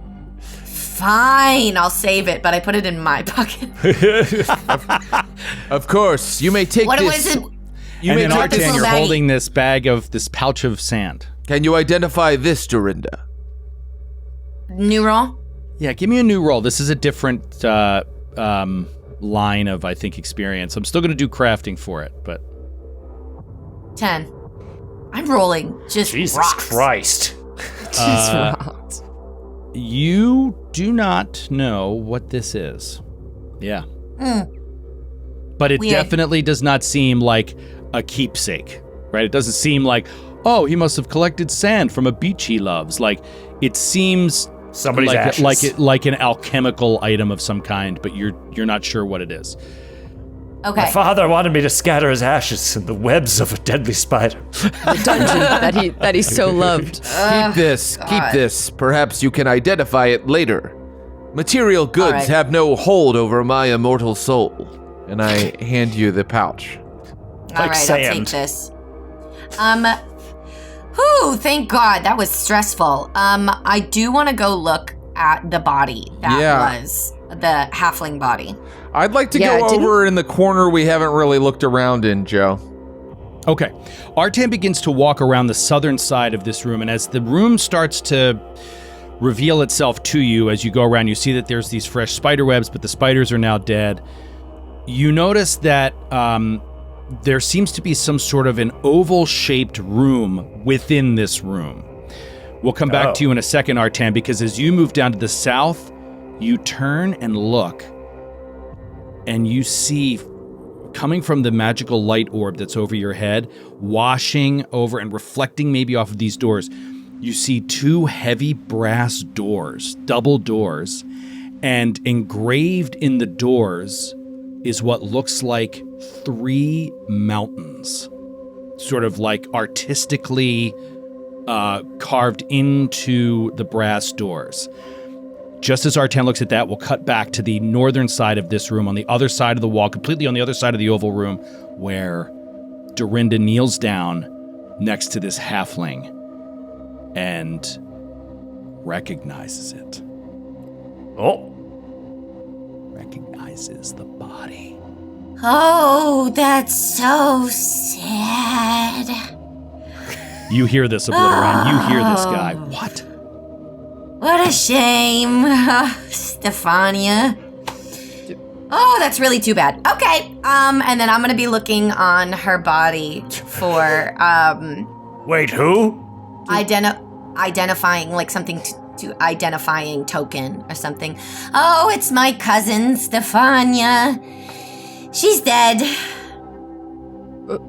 Right. Okay. And I'm just looking for like a necklace So, maybe like, she wears, soulless. or Should we burn her ceremoniously? Do we if need you to- want to. I Do don't. we need to bring the body back, or were you looking for her? Yes, I was looking for her. I had heard that she had disappeared and maybe had gone into this house and not come out. And so my family sent me to check on her. Actually, I did it because I care about her, because she's my family, and I wanted to know if she was all right. And we had to, settle the matter of her estate and inheritance. So. Game recognize game as a rogue thief. Could I roll a sort of perception on Dorinda? Does she actually care about her cousin? Question mark. Sure. Okay. Would I roll we have no insight in Pathfinder 2e, but could I roll... you roll perception to determine if perception. someone is deceiving you. Oh man, I'm so in love. Oh, it sucks how in love I am. And I'm not deceiving you. Everything I said was the truth. Yeah. I look into her eyes and I think, she could change me. We could leave this all together. She's a good person. I could be a good person. And he just smiles at Dorinda as she talks about her cousin. Yeah. Wow. I'm so sorry for your loss. Oh, thank you. Thank you. Yes, my loss. It is very sad. We weren't especially close. We did not grow up together. She was a brave adventurer. What's her middle name? Marie. Yeah. Stefania Marie. We honor Stefania Marie and her fallen Thank you, Obliterod. status. And Yes. Obliterod starts crying. Oh, don't cry. Once again, Oh. tears leaking from under the human skull. Yeah. Oh, Obliteron's got a lot sweetheart. going on. It might not be about Stefania necessarily. You're right. It's so much. It's not about death. Stefania. Oh, don't cry. Artan, are you all right? I've discovered something. Join me here at once. Joe, do we She's have to in a tell better you? place. Do we have to tell you bullshit like I pick up my weapon that I threw earlier? Yes, you do. Oh my god! Fine, I pick Yes, up my you do. javelin when we go over there. Jesus No, you don't Christ! have to tell What warriors wouldn't just grab their shit? Anyway, Some GMs no, are I don't so care about evil. that. I don't care And- about that at all. And I'm going to treat wounds on myself. You do By the find way. on Stefania's body some marker, some, we'll say it's a locket or something like that, A locket. confirms for you that it is definitely her. And yes, you knew that she had come in here with another group some weeks ago and was not heard from since. And it appears So she sad. has succumbed. You also knew her to be an alchemist and knew her to dabble in all kinds of alchemy making, and so that's another reason that would double down to you, that this sand must have something to it that you're not aware of, and perhaps there's a way you can find out. All right, let's move on. Let's go back to Artan. Can I treat Yes. wounds really fast? On you, yeah, well, no, because it takes 10 minutes. But yes, you can treat wounds on yourself while Artan is examining these doors. Yeah, while they go. Yeah, exactly. I'll come down here with them. Okay. Just while they explore that. So I'm like near if they need me, but I'm gonna stay like outside the doors and treat wounds on myself while they do whatever they're doing. Okay, great.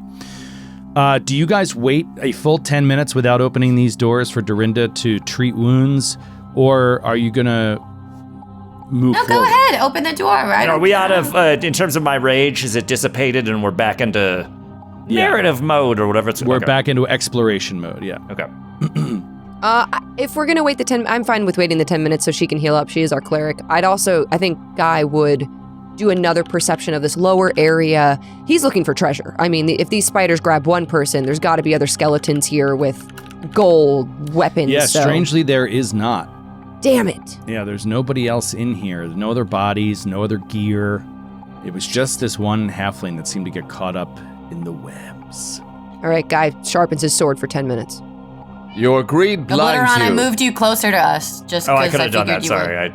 No, I got you, baby. I got you. I got you, baby. What did you say, Artan? I'm going to touch the door and see if it has any kind of mechanism to it, if it feels locked. And examining the door, you feel like it is not locked and could open easily.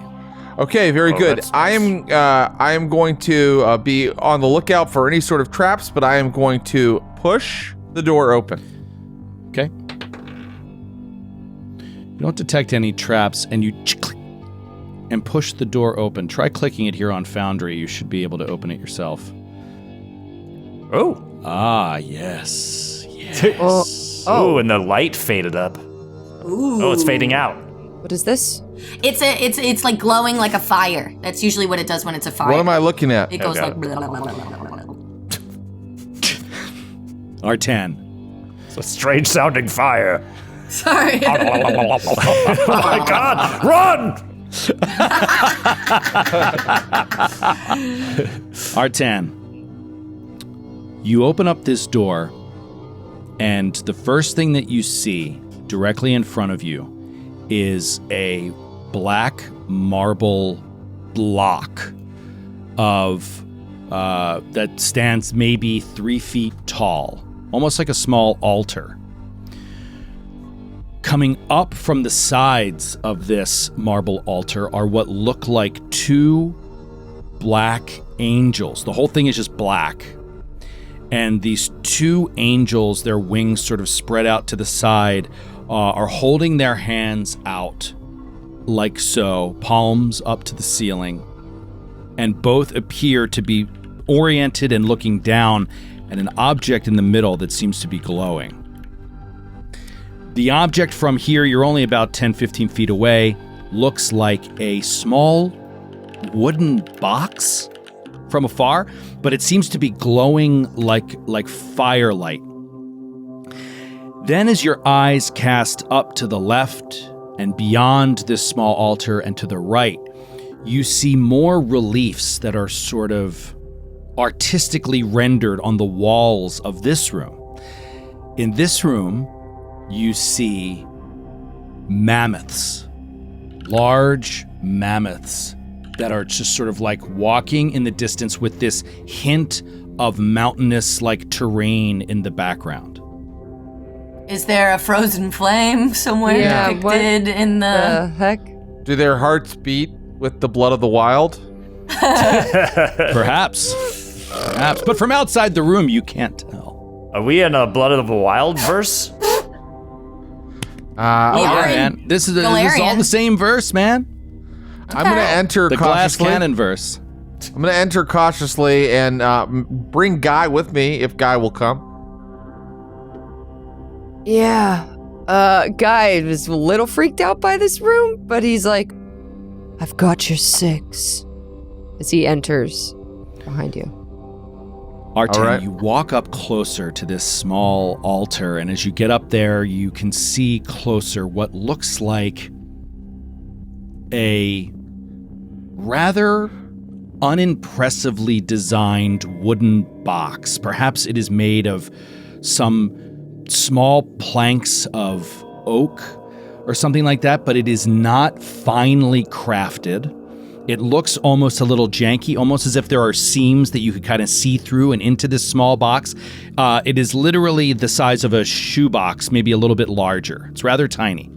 It seems to have a crude hinge on the back and is closed, so it seems to open from the top. And there's a small peg and another small peg in the front, and just wrapped around them are like string. So it just looks like a basic string-held little So the string box. kind of holds it shut. The string kind of holds it shut. Is it You magical notice- string? Is it what? Is it magical string? What sound is the string making? Is it going? Is it sort of? Is it sort of? like, run! I don't like it. I look Is it back sort at of my like singing? companions. I Well, look hold back on, at hold on, my I'm not done, I'm not companions done. confused. On top of the box, you see a flame, like a fire, artistically sort of rendered, like crudely painted onto the top of the box, and it is actually emanating light and warmth, but it is just a symbol almost. And then you see engraved in the black marble altar in front of you, between you and the box, a runic, like a language. that you're unable to read. I don't think. Yeah. What languages do you speak? I don't What's the speak. language? I don't speak Runic. I can tell you that. I speak Common, Draconic, Sakvroth, and Shadow Tongue. Jesus. Yeah, I'm a little bit of a You're a very well-educated guy. Paley, pasty. Polyglot? You know what? I I'll also speak languages, but I forget where to look at them. Yeah, I still don't have Mary Lou's sheet. She's not a very good student. What are you talking about? I What thought are I you sent it to talking you. about? What are you talking about? I thought I sent it to you. It's all good. So, you know what? I'm just gonna say, because I don't like going down this wormhole too far. This rabbit hole too far. Let's just say, you know how sometimes you can recognize a language but not be able to read it, right, or Sure. speak it. Perhaps one or more of you have seen this before, written in other places. It is celestial. It is the celestial language, the language of the angels and the heavenly planes. I do not speak Celestial. It is engraved in front of this box. Everybody can give me a recall knowledge. Recall knowledge. Religion would be best, or society. Religion or society. Oh, I got a good religion. I'm gonna do society. I rolled a 22. 22. Okay. I 14, am I got a untrained. +8. I'm untrained in all of that, and I rolled a natural 20. Yeah, can't do it untrained. What the fuck? Why not? Got to be trained. Why can't you to take a roll. stab at it? You I don't gotta know. be trained. Got to be trained to recall this knowledge.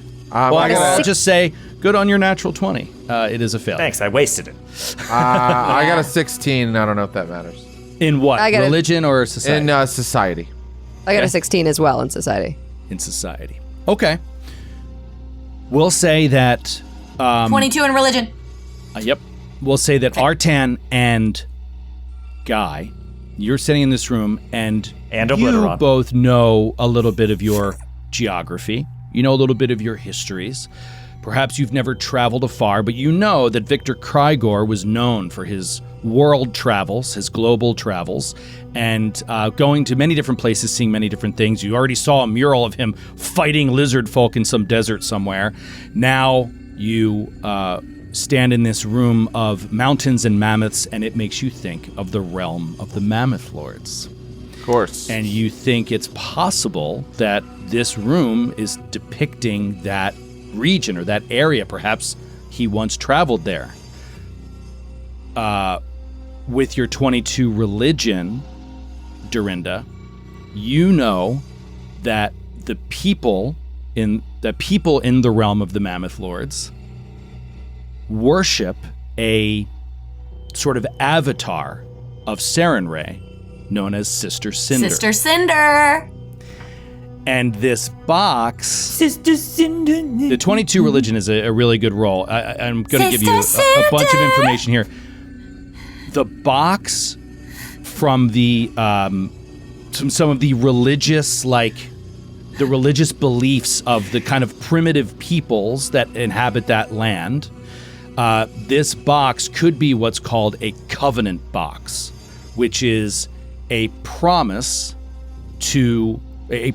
of the people to worship Sister Cinder in exchange for protection from environmental hazard. So like protection from the cold, and they offer their praise to Sister Cinder in result, their fealty, right? They swear their lives to her, and she provides them with warmth and protection from the dangerous cold. So yeah, that's what you see here. Cool. So do I know what people would normally put inside a covenant box? Is it like a representation of their fealty, or... Yeah, sometimes sometimes it's artistic symbols, sometimes it's icons or items of value, sometimes it's symbols of the deity, or however people will symbolize their worship of a deity. But there really is, Yeah, there's no way to know exactly what could be inside. What if it's just the head of one of your characters from the Blood of the Wild? You just reveal that somebody later dies. That'd be some dark shit. Yeah. Well, I think if we open the box and take things out, I do think that Sister Cinder would probably be upset. She's not my goddess, so I don't particularly care, but just letting you guys know that. The universe has presented us with this enigma. It is a puzzle meant for us to solve, so we may find the path of virtue. I start undoing the clasp to open the box. I warned you. It was magical string. You start slowly unwrapping the string. And it falls loose. And it seems like the top could easily be open. I give everybody a long look. Oh. Then I open the box. Oh. I don't think she'd be mad if we just peeked. And as she says, I don't think we would be mad. I mean, maybe the lid gets an inch off and the entire room explodes. Oh! Boom! You are all thrown back into the ground as flames burn through all of you and all of your skin. I'm so angry at you, Jared. You're so mean to your teammates. Here we go. I need a reflex save from everybody. Nobody stopped me. Nobody stopped me. I tried. We trusted you. I need 22. reflex saves from everybody. Obliteron, you will get a +2 to your reflex save. You have some cover from the wall. +2 to your reflex save. Everybody else, regular reflex save. Around the horn. Sydney. 26. And just to check, I have nimble dodge, but this isn't an attack, right? Like, my AC will go up. Okay, it's fine. 26. Did I ask you for your AC? No, I'm worried about the future. Jared Logan, 26. Jared Logan. Wait, before I tell you my answer, I have cooperative nature. That's a feat that allows humans to aid each other. Could I aid myself in dodging the fire? Or should I just say 25? 25 from Artan. Mary Lou, what did Dorinda get? 22. 22. And last but not least, Obliteron with a +2, the reflex save. 19. 19. Okay. Everybody saves. Guy critically succeeds. And so you all take 8 points of fire damage as you're blown back from this thing. Guy, you take no damage somehow. You manage to dodge it. A save is 8? Yeah. And in that instant, the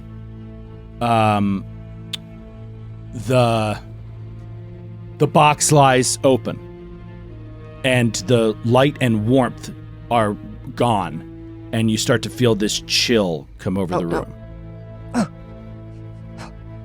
Is everyone all right? Ow! I think it's about to be very cold in there. I'm gonna back out of the room. Artan, I'm no longer on your 6. Great. There's nothing left in the. The box shut again, right? No, it's open. It's laying open. Is there anything You in haven't there? looked. As you peek into the box, you see what looks like actual snow in the box. Just looks Okay. like a pile of snow. But the sand in it. Okay. With the sand in it? Put the Take the bag Put with the the magic sand. sand in it. I thought you said with the sand in it. Okay. Great. Does anyone have Do a you stick vial your or a face in it? bag? I Do you don't stick my stick your face in it. I face? stick my dick in it. What? It's called comedy, everybody. It requires writing, and you have to. So anyway, I take out a little bag that I have and put the snow in it. Okay. As you touch it, it immediately feels very cold to the touch and begins to melt. As you what? put it into a pouch? I was going to put it into a pouch, but if I see that it really is just snow and that it's melting, I'm going to say, what a strange puzzle the universe has brought before me. Yeah, it's just snow, and it Your starts to melt eyebrows right have away. blown off. I don't think it was a. I don't think it was a puzzle, Artan. Everything is a puzzle, guy. Oh, I think that one was a trap. That I failed to recognize, and I apologize. But why was the trap part of our journey? Everything is connected. I think you're reading a little too much into this. It's probably just a scoop of snow from some place he visited. I don't know. The mosaic of life leads us through the path of virtue. And then I walk out of the entire chamber. And off a cliff. No, I mean, walk off a cliff. I don't know what else to do. There's a pile of snow. You know, You put a pile of snow in your bag. Anything else you examine here, it doesn't seem like there's anything of value in this box. Artan suggests that we heal up and then go and look into the chamber with the knight. Yes. I feel fine. I'm ready to go.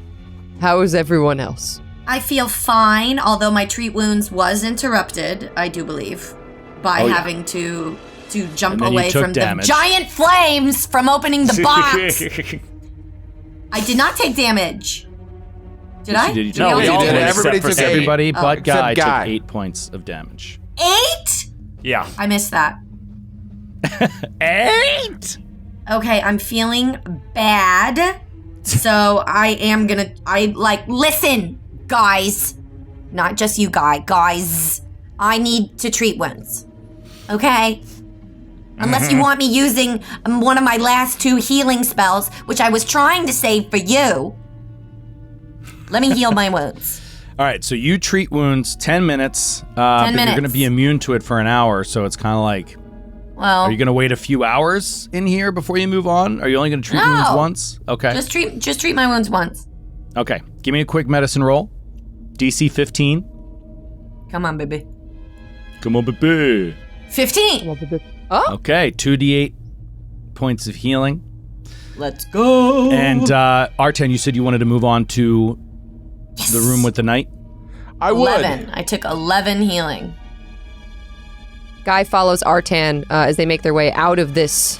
Okay, move your dead end. pieces. Move your your tokens where you would like. So, Artan, Yes. how do you think the adventure's going so far?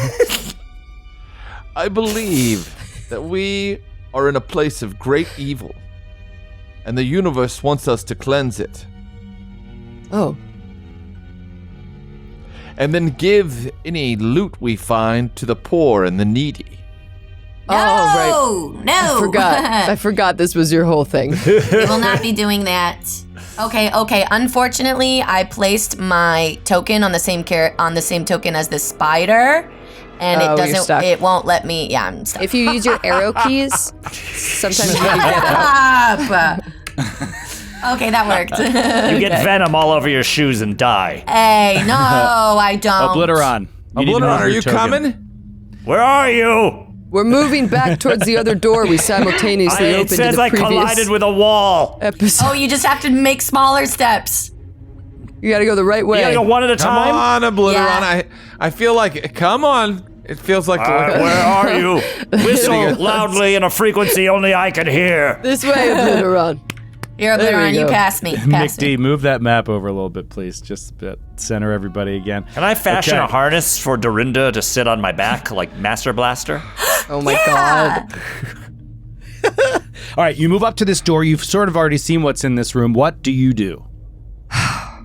All right, there's some sort of armored guard in here. We move in and attack it from all sides. Cool. Okay, I will, actually, I'm gonna go behind all of you. I haven't really been sneaking much, and I feel like it's weighing on my mental fortitude to play this game. It's all I'm good at. I'm going to sneak back On here. your optimal character build? Yeah, my optimal rogue build. I haven't been able to use it. I'll see if I can go ahead and scout. I have pretty good stealth. I would like to... I'm sorry, I was distracted for a second. What are you doing, Guy? I'm just going to the back of the group. I want to sneak in after they've made the entrance so I can get off some sneak attacks. You mean when they're already fighting it? You want to Yes. hide and sneak. Yes. Gotcha. Okay. Artan, whenever you're ready. I would like to very quietly open the door and then try to sneak into the room and get a good look at what we're dealing with. Okay. Give me a open the door. Mm-hmm. Give me a perception check. Actually, I will roll it. Okay. And I've got your bonus here as 5. Is that accurate? That's correct. Okay. You peer around the side of this doorway, trying to not expose yourself to any danger. You look. You don't see that knight. But then you look around to the left, the farther side of the room, and all of a sudden you do catch, and maybe you pull your head away for a second. But you notice the knight is not looking at you. The knight stands with a... hold on, I want to make sure I get this right. Yeah, the knight stands with a glaive. So the weapon is on the floor. It's fully armored. The weapon is on the floor, or the butt of the weapon is on the floor, and it seems to be standing at attention at a door all the way on the south side of the room, and it's looking like at the far wall, and it doesn't seem to notice you opening the door. And you look in, and it's like statuesque how it's just standing there at attention. Okay. What is this sort of cube thing to the north? Anything? Yeah, to the north you see what looks like an altar of some kind. And let me see, it's...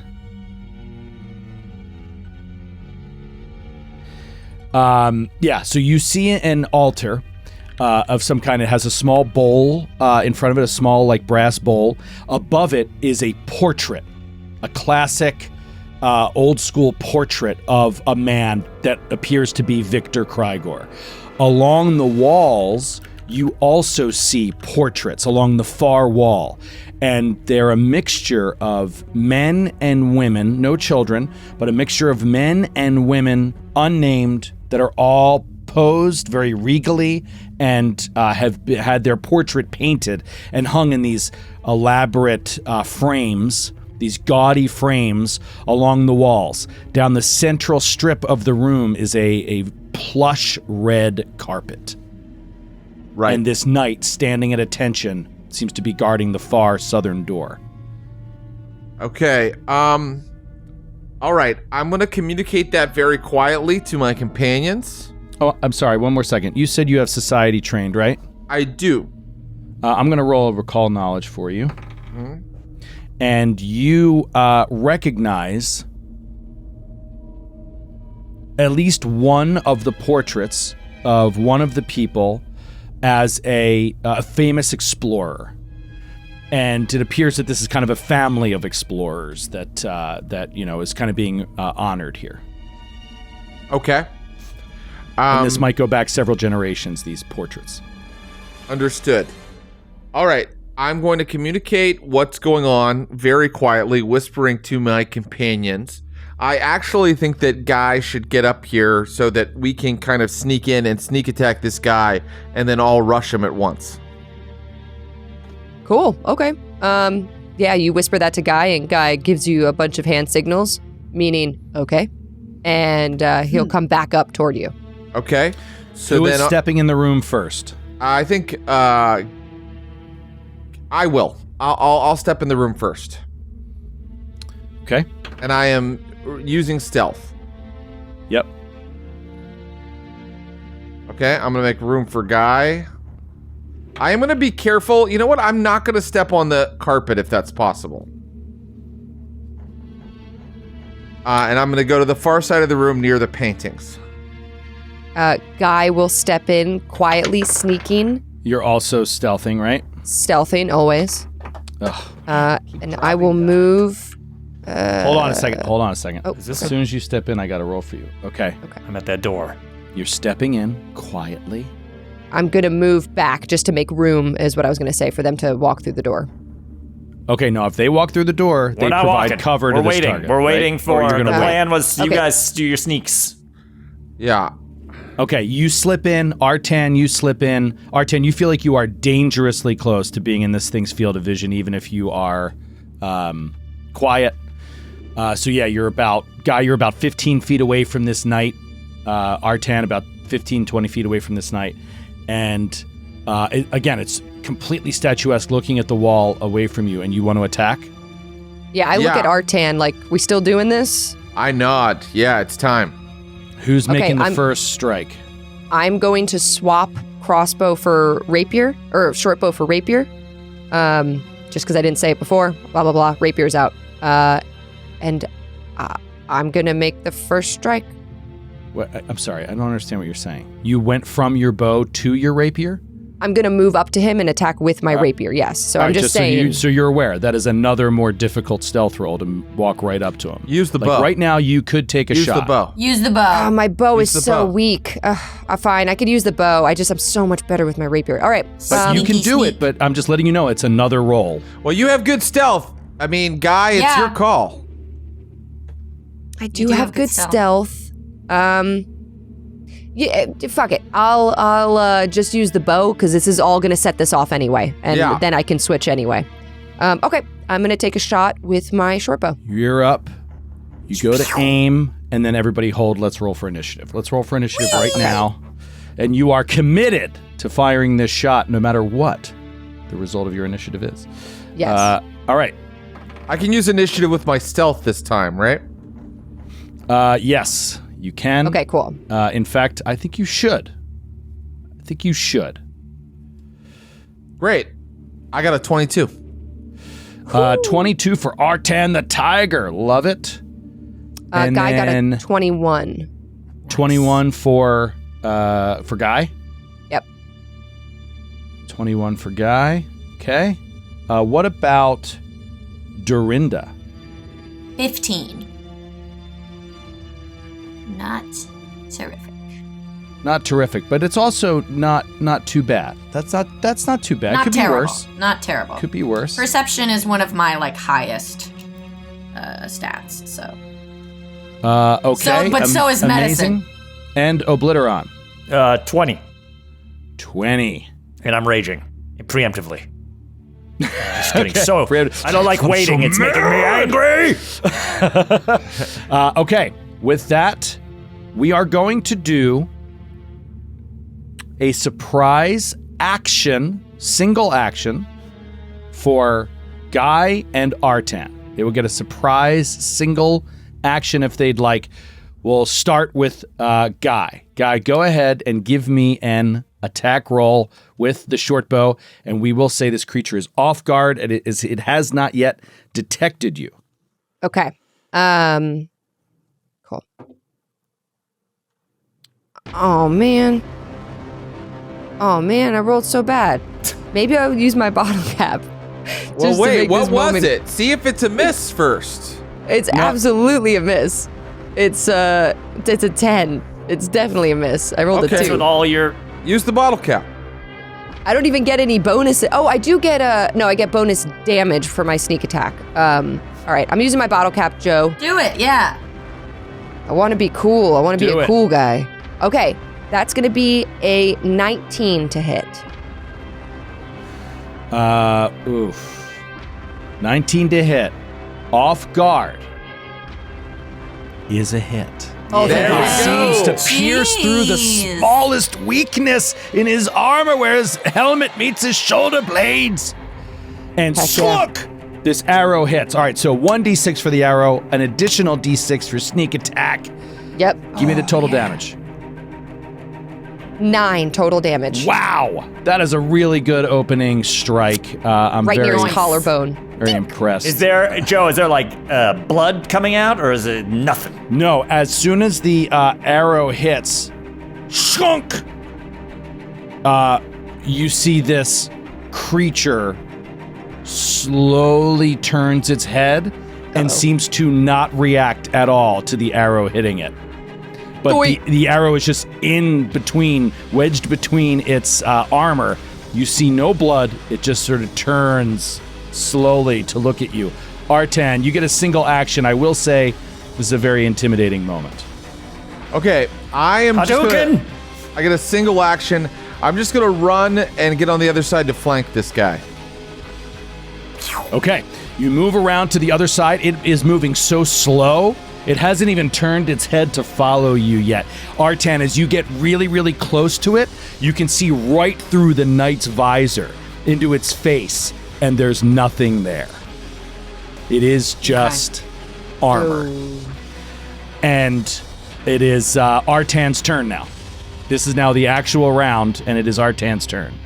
I go, emptiness at the center of all things.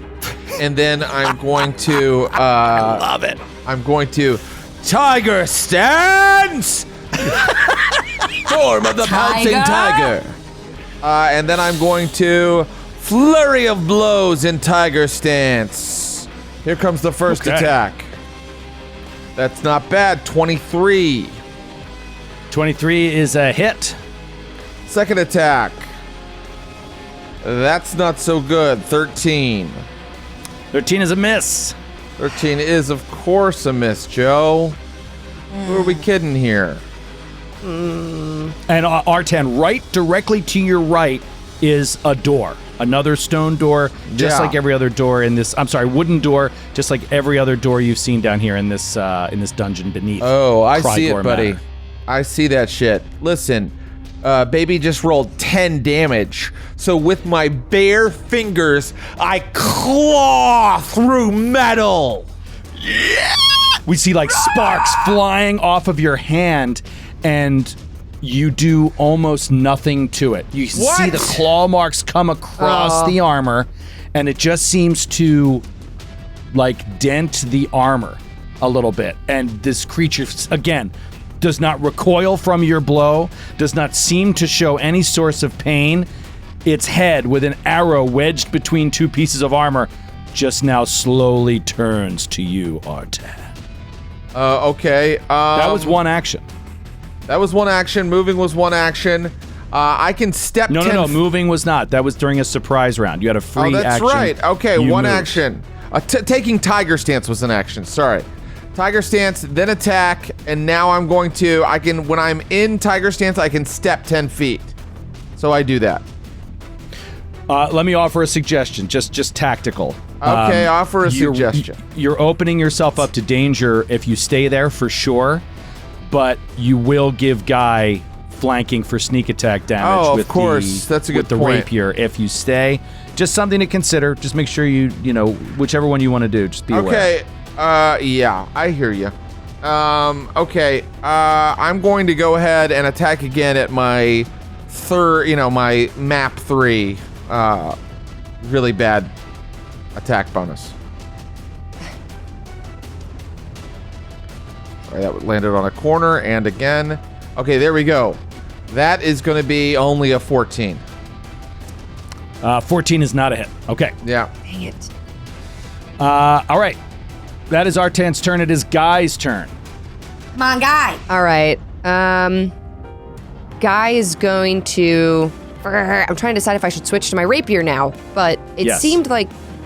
But it's... That's what you said you wanted to do. You said you were going to swap once it started, and now Artan's in position for you to flank. You get the off guard. Yeah, they both do. I was going to see the damage types. They both do piercing. So yeah, first action, swap. Second, move. Boop, boop, boop, boop. It's now, you remember, it's looking at Artan. It's not seeing you at all. You see this between the links of this armor seems to be nothing. It's very strange in the moment as you notice this, but what do? I'm going to try to find another gap somewhere in this armor, and I'm going to attack with my rapier, and I'm going to do my sneak attack because it's off guard. Okay. Okay. Nope. No. Sydney! It's another 10. I rolled another 2. Oh man, I'm switching dice. Dang, this that is really bad, guys. sucks. This is bad. This is bad. Stupid. Obliteron. Uh-huh. Can you do anything to help us? All right, as you look into this room, you see all these portraits of all these fancy humans, just all looking all I hate rich and fancy privileged. humans. Yeah. And down below, you see this what appears to be this knight flanked by Guy and Artan, and it's not even moving as they're hitting it. I'm coming in. I'm coming in hot. Lightning hot. Lightning hot. So I would like to move. Okay. I guess to. I'm clicking on fucking StreamYard. I've been doing that too. I look in StreamYard and try to move myself on the map. There we go. Oh, yeah, I did that. Doot. You can make it. Yeah, baby. Wait a minute. Do you walk on the carpet? Stop. Jesus Christ. Stop it, Stop it. Joe. I'm just Stop. asking. Yeah. No. I knew it. Avoid it. Yeah, no, fuck it. I'm on the carpet. Fuck you. Oh, Let's all go. The Give me second a you carpet step, monster. the second you step on what looks like red carpet, you Uh-huh. realize immediately it is just red carpet and there's nothing dangerous. Exactly. I knew what you were up to. I knew it was just a I love when out. Jared was like, "I am not stepping on the carpet." I was like, "This is great." All right, Fake Obliteron steps up to the knight and swings away. Okay. Let me see your rage face, Rob. Yeah, the problem is, good. I bet you that axe does slashing. What if I rolled a 1? Now, I got a bottle cap. Hold on. Bottle cap. Can I do that now, or is it is it like a critical? Yeah. Now 'Cause would I be would a imagine great that's pretty time, bad. I think. Okay, great. I'm spending that. I rolled a 2. Ah, I rolled a 2. So it's a 10. Guys. My guys. God. All right, you moved up, you swung once Fucking Jesus. and missed. It clangs off this armor, your orc neck splitter. There's no neck to split. You king! It bounces right off this silvery shining armor. One action left, Obliteron. Hit it, Obliteron. Hit it again? Just with the penalty? Yes. It's not Sure. going to work to demoralize it. I don't know what else you could do. And it's Yeah. forceful, That shit. right? Yeah, forceful. So But you'll I get haven't hit bonus it yet. damage if you hit here. Okay, so this is the first attempt. So I ran, swung, and this is my third action, right? Is to Third try to action, get this second attack. second attack. So this is that's a only plus a plus three. 3. Yeah. A 2?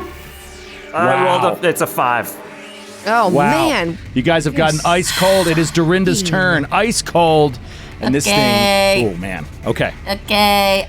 So what is it on this plinth again at the north end of the room?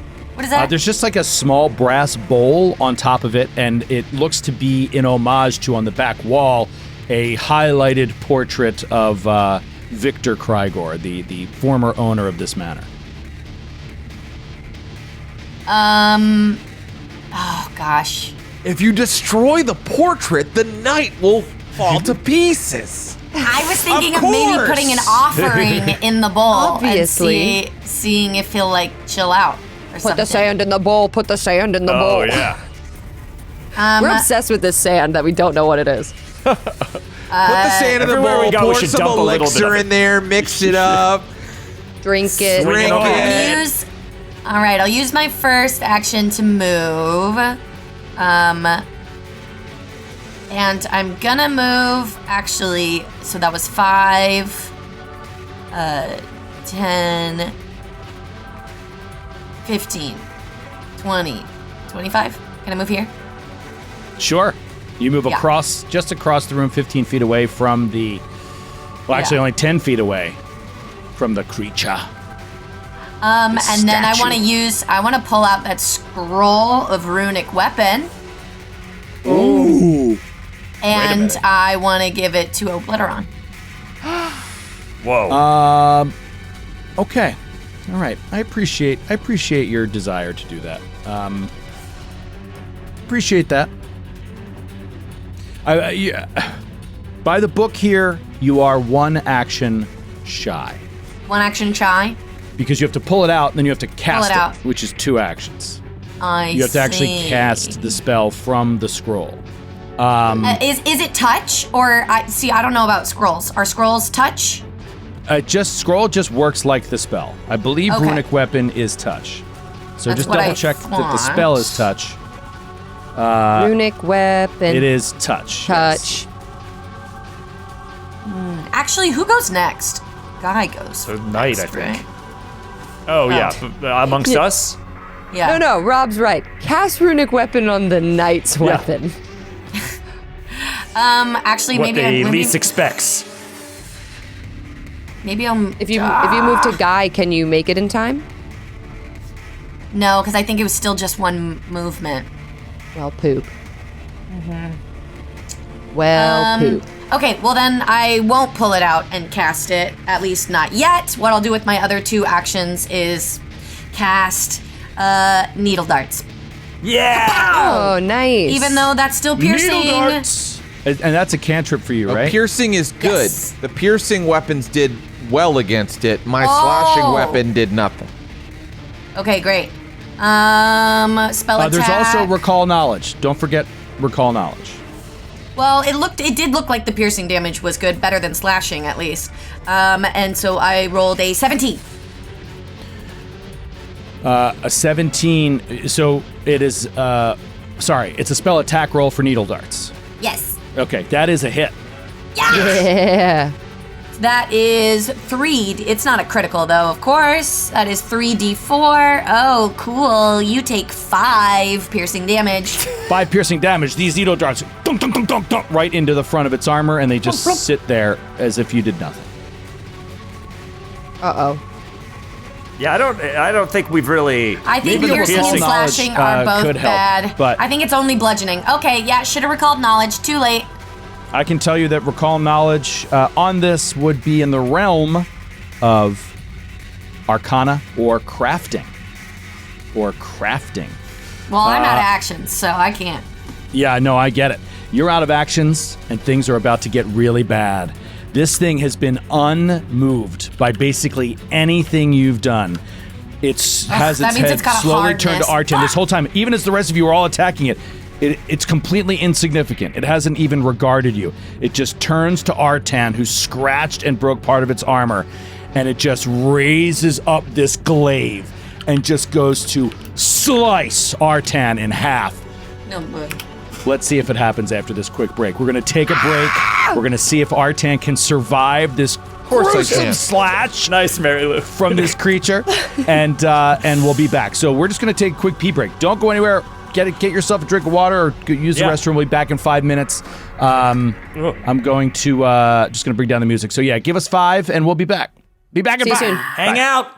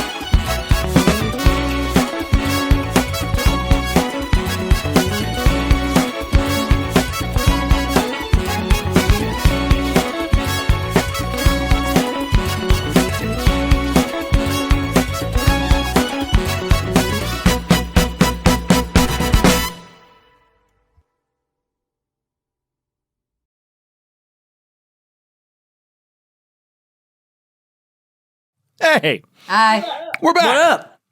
We're back. I jammed some food into my face. I'm still not done. 5 minutes is not a lot of time, No. as it turns out. no.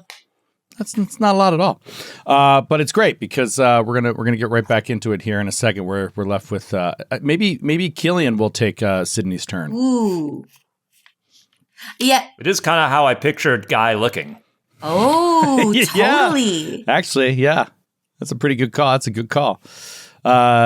Looks like Sydney got some moonshine during the break. What's a fetchling again? It's like a tiefling sort of kind of guy. Yeah, fetchling is sort of, or a Kyle. fetchling, I believe, is the derogatory term in world, is someone who has in their family lineage a creature from the shadow plane that has You guys talking about me? Yeah. has blood of the shadow plane in them. So yeah, whereas your typical sort of Nephilim, right, will either have celestial blood or infernal blood. Got it. A fetchling or a Kyle has shadow plane blood in them. Got it. And so yeah, they have dark vision. They're naturally good in shadows. They get bonuses to stealth and stuff like that. Someone So in they make for good Sydney's thieves. character's family and line. You were right, Rob. He's pale. Yeah. Yeah. No, I remember you he's very talking pale. about that in the first Hell yeah. session. Someone Yeah, in like someone in your ghostly family pale. line had sex with a ghost. Yeah. Yeah. Which Somebody- is really hard to do. You have to be so stealthy. Really you have stealthy. to be so You have to put a good. ghost touch rune on your genitalia. Yeah. Yeah. And What is for lunch, Sydney? yeah, what are we working with? What? What's for lunch? I see chopsticks over there. It always makes me curious. What's in that little bowl? We're doing girl lunch. I was in a rush. I was a little late coming back. We've got a bowl of kimchi. Okay. And we also have a bowl, this one's worse, of olives, pickled garlic, and pickled green beans and pickles. Weird. Love it. Wow. Wow. Well, I mean, you said pickles, but all I see is one gigantic uncut pickle. So how exactly you're going to go about eating Everything that? in that bowl is pickled. Yes, it's all pickled, fermented. I read that this is, we've got olives, a pickle, Uh-huh. we have pickled Yum. garlic, Uh-huh. and we have Jesus. spicy green beans. Yummy. That sounds yummy. Xavier saw me do that and went, "Oh my god." Oh my god, the vapors, the smells coming off of this. Get out of the kitchen. Just brining yourself. Yeah. Yeah. I'm gonna- If we were all around a gaming table together, I imagine it would stink up the whole damn room. I think this would be Illegal illegal. gaming I don't think snack. you're allowed to eat this. Illegal gaming. Sitting next to snack for Rob sure. going, "What does Obliteron do?" What does a blitter do?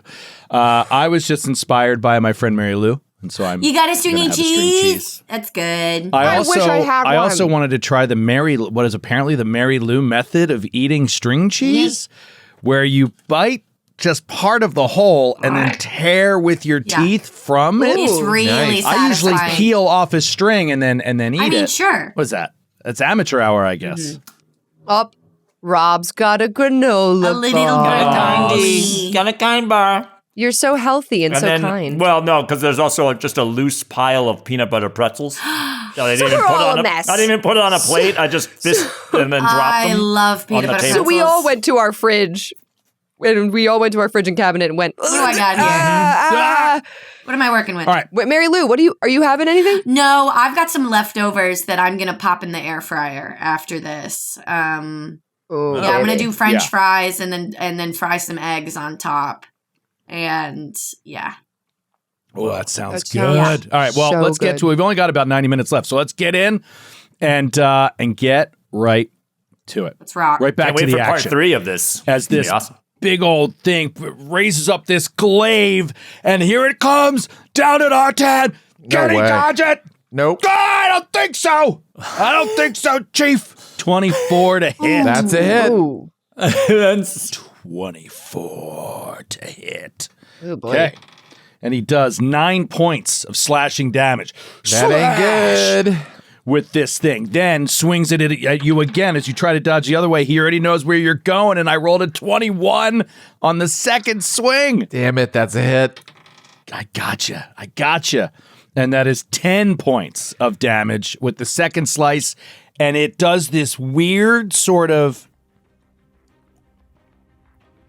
Let me just make sure I can do this. Dying Whatever. gesture. I do things I play this game a million hours a day, and then I still kind of like forget things. There's no reason I can't move diagonally between Obliteron and Artan, right? Yeah. It's not like you've got me blocked in, so I can move out of there. I can move out of there. He just slam, and then he seemed to not move at all before, like move real slow and not care. But he does this weird, like, slide maneuver where it almost seems magical. He's like, shoo, and he shifts about 15 feet, whomp, into the corner of the room. Well, as he does And- that, Artan goes down. Oh! Artan goes down? We didn't heal before I left that last room. Oh, because you took the fire damage and you never did treat wounds? Yeah, we never treated my wounds. Well, we were talking about healing. I treated my own did wounds. talk Talking about about it. healing. We were talking about it. I was treating my own wounds. Yeah, maybe you should have thought about your teammates a little bit. Well, you were being mean to me, and so I didn't want to. Wait, I this am time not we're being mean to her. You were being mean. You were being mean to me. I was being mean to the chat. All right. And we don't get to like attack this thing as it moves away, right? Because it's We not don't like have D&D. attacks If you have a reactive strike, you can. I don't think that you do. At Would second that be in like level- a feat or something? Yeah, exactly. Yeah, it would be a All right, I don't feat. have Most of the time, though, it's fighters. Just kind of Okay. get that. Yeah. Okay. As far as PCs go. Got Rangers get it a few levels in for like their favorite enemy, kind of, you know. All right. It is Guy's turn. Yep. Oh, there it is. I knew it. You were going to have to eat that. How do you even... And then in the exact moment it's your turn too. You just have a giant pickle shoved in your face. Yep. That's how Guy rolls. Okay, Guy, this kind of really messes up my whole thing. Because now he's not off guard to me. I don't get my sneak attack. Shoot. Well, I assume we're gonna move up to him. Oh, but he can't be flanked right now, can he, Joe? Because he's backed himself into a corner, or are we That is allowed? correct. He has pulled himself back into a corner where he cannot be flanked. This is such amazing tactical gameplay from me. I'm so sorry. All right, so he yeah, sees he can't be flanked right now. Artan- He sees Artan go down. Free action. He's just going to be like, Dorinda, can you help him?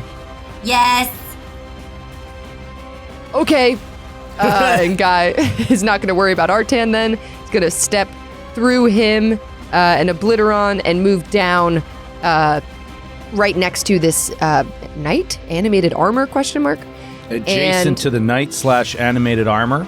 That's my first action. Second action, I'm just gonna try to stab with my Okay. rapier. 24 to hit. That is a hit. Should Okay. we bother it's what is it? Piercing damage? I mean, it's not doing anything. 10 max damage, 10 piercing damage. Oh, that's cute. Yeah. Does the piercing do anything though? My arrow. He's But my- multiple times. He said the arrow went in. And He didn't say the thing didn't reacted in any react way. Oh, at all. I thought- Now, after this stab with the rapier, you hit it, and one of the rings of its mail like pops off and goes tink tink tink on the ground. Somebody So better you do a did something recall to it. knowledge. Somebody better do a recall knowledge. Otherwise, it seems unaffected. Yeah. Recall knowledge on this bitch. I don't think I'm allowed to because I apparently can't use my brain unless Yeah, it's you trained. can't concentrate when you're raging. Yeah. All right, I'm gonna third action instead of stabbing again, which feels useless. I would like to do some sort of recall knowledge. Could I do Arcana? Are you said trained in Arcana? or Yes. craft? Yes, you can do Arcana. Okay. I rolled a natural 1. Oh That's not good. my That's I- not good. I go to think about Arcana and it hurts Actually, my you know what? I'm head sorry. so hard. I'm gonna give it to you. I'm just going to wipe that away. Oh, I'm a big fan of the secret recall knowledge. I think it's important. So I do mean to roll these, and I have rolled most of them for you. So we'll let you get away with that natural one. I'm going to roll it here. I have your Arcana bone. Don't call it that. plus 6 bone. My bone is a +6. About Yes, 6 I have inches. it. I have it. Okay. You come up, you double down on this thing, bam! You hit it. You know you made a good strike, and you pop off one of these like small pieces of its armor. You know that this is animated armor. Once you get close enough, and you can feel, there's no person there. As a result, you know the creature it has no vitals. There's no organs to it, right? There's no blood. There's no. It is a pure construct. And as you are fighting a pure object, a pure construct, you know that it has hardness. The hardness is what you're trying to get over, and each time you knock a little bit of a ring off, or Artan with his claws, like he got a little bit through, but the hardness is so much that it's not really making much of an impact. You know that with something like this, you can either keep at it until you whittle it down enough that you break enough of its armor that it then starts to just fall apart. Or you just have to run away because you're not really going to stop it unless you either whittle down, essentially mechanically speaking, half of its hit points, or you crit it. If you crit it at all, that will break its armor, which will give rid of its hardness entirely. So and just a question adding on to this, if you want to answer it or not with that roll, which sounds like I rolled pretty good. You rolled a natural 18. Ooh, baby. Yeah. Is there a way to, instead of using like a weapon, to like use hands or something and try to like rip armor off? Like if piercing doesn't do it. Manually dismantle it? Yeah, like is there a way to like, just like a squire, like take its armor off, like try to pull something off, like a combat maneuver? No, it's all kind of okay. one creature. You really just need to attack it. Also, it's stand a reason with a natural 18. This is a guardian of this place. Of this room. That could probably be stopped by something, but you do not know Putting what an that is. offering in the bowl. That's what I freaking said. But it's probably Guy- something to do with, Victor Krygor or the Krygor family, whether it's a symbol or a signet ring or something like that. Probably would be able to get you past a guardian like this. You don't have anything on you that would do that. Right. Guy, taking this all in, yells to the group, "It's something to do with the rug. The rug is the most important element of the room." And that's all he says to the group. Good info. Just kidding. He tells them all the information they need to know All right. to move the game So that was along. move, attack, recall knowledge, but that was a valuable recall knowledge. It is now Obliteron's turn. So now then it stands to reason that something like lightning damage would not do anything extra to it, even though it's made of metal and conduct that lightning through itself. Yeah, I mean, it would hurt it. It just wouldn't hurt it any extra. You have to still have to get over the hardness. And I can't walk up to it and just start tearing it apart. If you crit, you'll annihilate the thing. It really just needs one good, well-placed hit. Oh, fuck. Okay. And then the fact that it's only this one square away, I can't do that. What would you call it? Like a step or something? That's not like a bonus. That's like My No, foot that's step a is only regular in action. 20. So, Okay.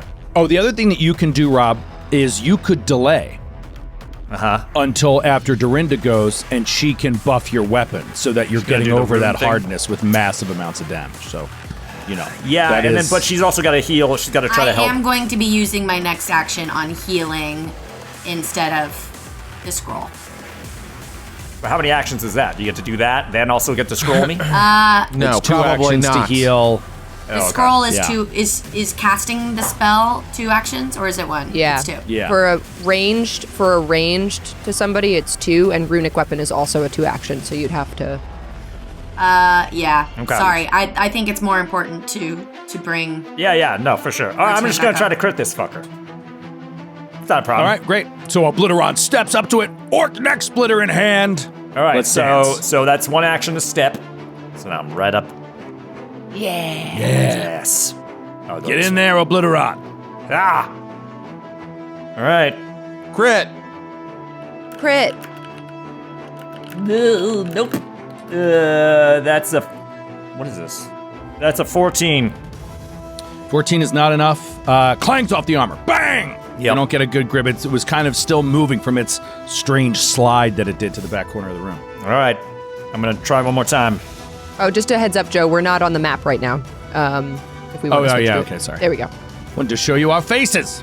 Jesus Christ. We were describing it so narratively, please. Fucking 8. Okay, Oh. miss. Obliteron steps up, miss. It is Dorinda's turn. Yeah. Okay. I am going to spend 2 actions, a 2 action heal on Artan. And that is 10 points of healing for Artan. 10 points of healing. All right. Yeah. Artan awakens from the ground. Sorry. So annoying. I accidentally removed you from the combat entirely. Bye. Bye, Artan. Okay. Artan disappears. Artan is dead to us. And with my last action, I'm gonna. All right, Artan, back up and lying on the floor, prone, but not dying. But you are wounded 1. I'm gonna. Wounded 1. Got it. I'm moving to this corner because I wanna. Okay, the corner. Yep. I'm gonna open this door. Next thing I'm gonna do is open this door, and we're gonna leave. We're getting the fuck out of here. Okay. Interesting. Run away. So 2 action heal, then move toward the door. Artan, you're right next to that door, that very door, laying on the ground next to Dorinda. Yeah. Awake now, conscious, but down on the ground. What? My turn. Yes. I get to my feet. I mean, you got to do that like back jump, flip up to your feet, Yep. right? Yeah. Almost said Kip that, up. but then I thought the chat would be like, "That's a feat. Kip up is a feat." Yes, I kip up to my feet. Whoop! And then I move to the armor, and then no tiger stance this time. I'm gonna try bludgeoning damage. I know that that's probably not gonna do more. I just need to crit. So let's crit with Crit, a baby. Crit it, baby. flurry of blows. Here we go. Here's the first attack. Flurry. That is only a 13. No, that is a miss. Here's the second attack. That's a natural 20. I did it! Oh my god. So That's one exactly attack. what we boom! needed. You it doesn't dodge your punch. You just you punch it, you hit the armor, you know you didn't do anything. But then what is it? Is it a punch or a kick or a knee or an elbow? What's the second attack? It's his hand. His hands are like steel. And he Right, just... so the one goes in, boom! Yeah. But it just weakens it enough that when your second one comes in and lands the blow, it goes, Gah! Go ahead, roll damage. Yeah, baby. Uh-huh. Yeah, baby. Yeah, baby. Yeah, baby. Oh my god. 4 damage. Oh, no, baby. No, Oh my baby. god. 4 damage. Okay. Doubled. Doubled 8 damage. Oh. Okay. Wow, there we go. 8 damage, not too shabby. Bam! Artan comes back with the second thing. Gah! And as your fists of steel make contact with this actual magically animated steel, you see a huge part of the cuirass and one of the pauldrons on the right shoulder just like break off of the creature and slam onto the ground, and it seems to stagger. But And then I say, "Tiger moves the mountain." And then I do. Yeah. all right, it staggers back, but it is not down yet. It is going to swing at Obliteron. Bring it. Right in front of it, 20 to hit. Shit. Oh, Should have raised that shield, I guess. Oh yeah, you had the shield, dude. 10 points of slashing damage Ah. to Obliteron. And then it will turn to Artan, who broke its armor. Shwop! Coming around with the second strike. That is a 14. Misses Artan. Now he actually is boxed in. Can't go anywhere. So what the hell? If I'm destined to permanently kill Artan, I'm destined for it. Guy is standing there too. Yeah, Hey, but you're there's fully other targets here, but I want you to... Artan. No, come at me, bro. Natural Come four. at me, bro. Natural four. Natural all right, force. All right. He miss. I'm sorry. He hits Obliteron, but Artan, bloodied, just back up on his feet. He does that. He gets in that stance, and then it's just dodging the Swiftness attacks. of the frog. That is the end of its turn. It is staggering. It is weak on its feet. It is a mess. Guy, you're right next to it. It is your turn. What do you do? Okay. From my previous knowledge check, do I know that piercing does absolutely nothing, or that it's just No forms of damage matter at all. We just have to overcome okay. its hardness. They're all the same. Yeah. Okay, so then I will It continue. just I has was gonna hardness that you have to overcome, but now now that it it's been seems that it crit- has been broken. right. It has so then no I'll more keep- hardness. This thing will now be It's gone caked soft. to take down as long as you don't roll natural ones, Sydney. I'll keep with my rapier. Guy crouching, trying to stay sneaky. Whispers, "I've got you right where I want you."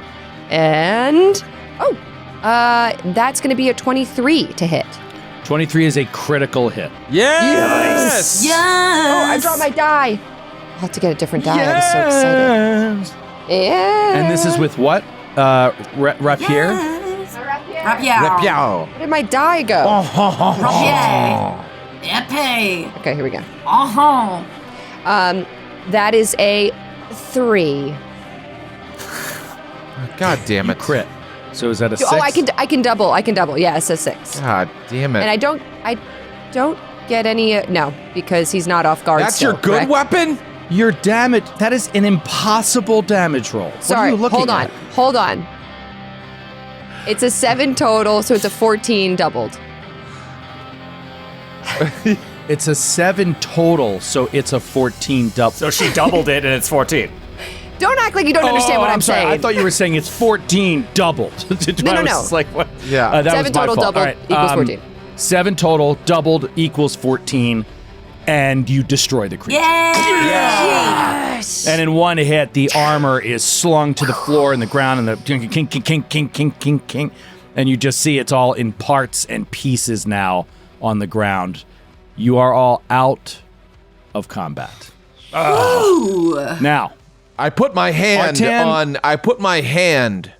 on Dorinda's shoulder, and I say, "Thank you for saving me. Yeah, you're While I welcome. was in the realm of death, I saw your cousin's soul in the bardo. Okay. She is moving on through the cycle and wheel of life." Great. Thank you very much for letting me know. I thought this would please you. Of course. I mean, she's dead. Of course she's going to move on to the next realm or whatever. She's fine, I'm sure. Like I said, we weren't very close. But, does anybody need me to treat their wounds? I am still hurt. I'm once again unhittable. And he starts gathering the armor and putting it into a bag. Oh, somebody can maybe put that on. If they're heavy. He Why holds it not? up. no. He holds it up. Why not? Can anyone put this No on? Jared? one can put it on. Why not? No one can put the it armor on. is unwearable We have and a has no rogue, a value. barbarian, It a is- monk, Okay. and a cleric. You're right. It That has is a no halfling. value. Okay, you're right. It has no value. It has no All right, value. guy That's fucking ridiculous. throws it down a hallway. It's animated by some sort of magical force that gives the armor its prowess. Without that magical force, with that magical spell broken, the armor is broken and it is flimsy and not really worth anything.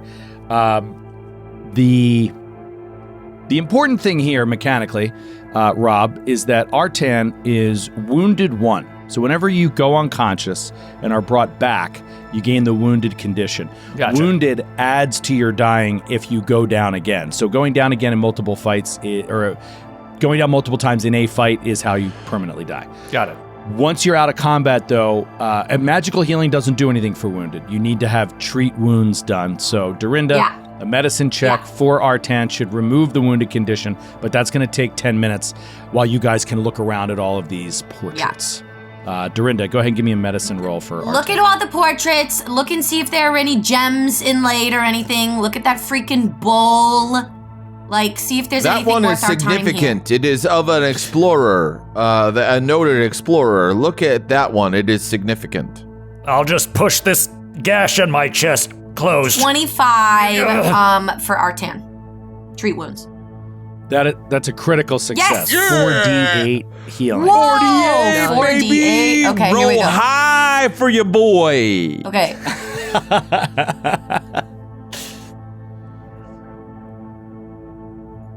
All right. And then you're gonna roll on Obliteron. That Please. is 22 points of healing.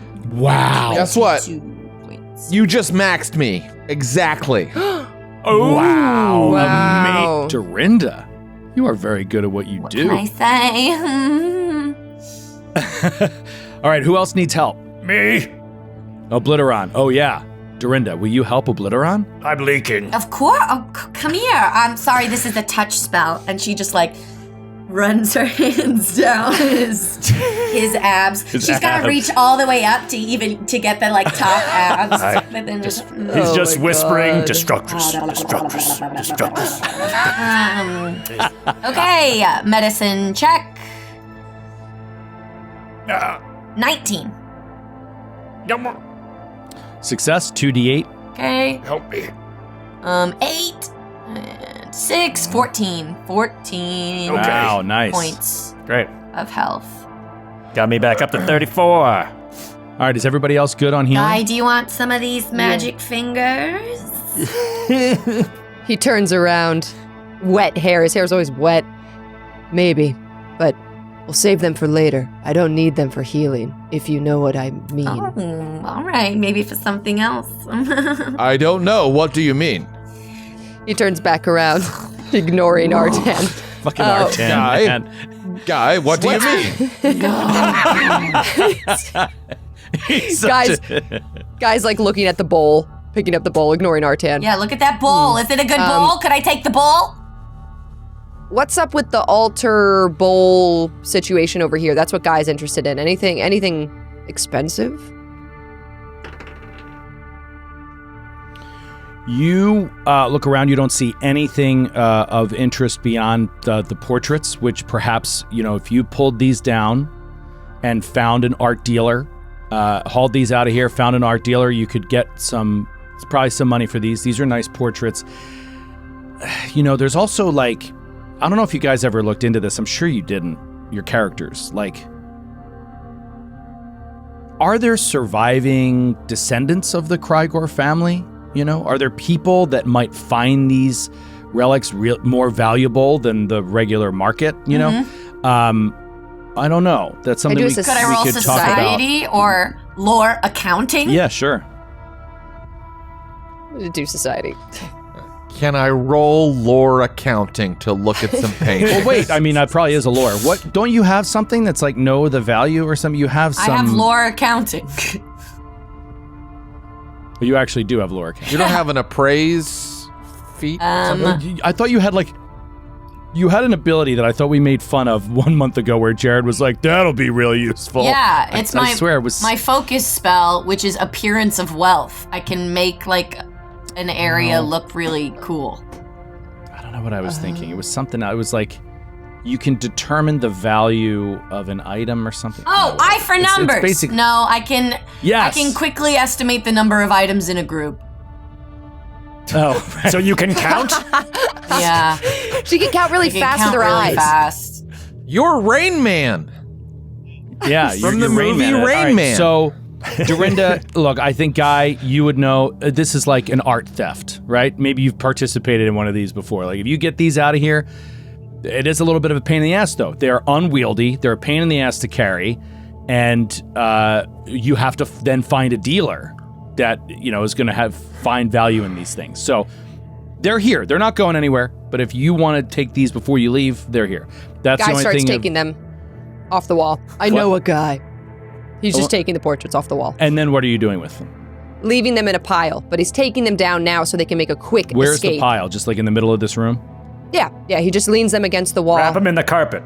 and he puts the carpet over them to hide them. Roll it up. And he rolls it up. Yeah. Perfect. So we'll come in here and see that carpet torn up, piled over, and be like, no idea where the portraits Wait, went. is there anything significant about any of the people in each of these portraits before Guy rolls just maybe them up? some academic significance if you knew some of the explorers or anything like that. But the main one is Victor Krygor. You sort of recognize him from the room with the brazier and the emeralds and the flaming skulls. That room, he was also depicted there as a warrior.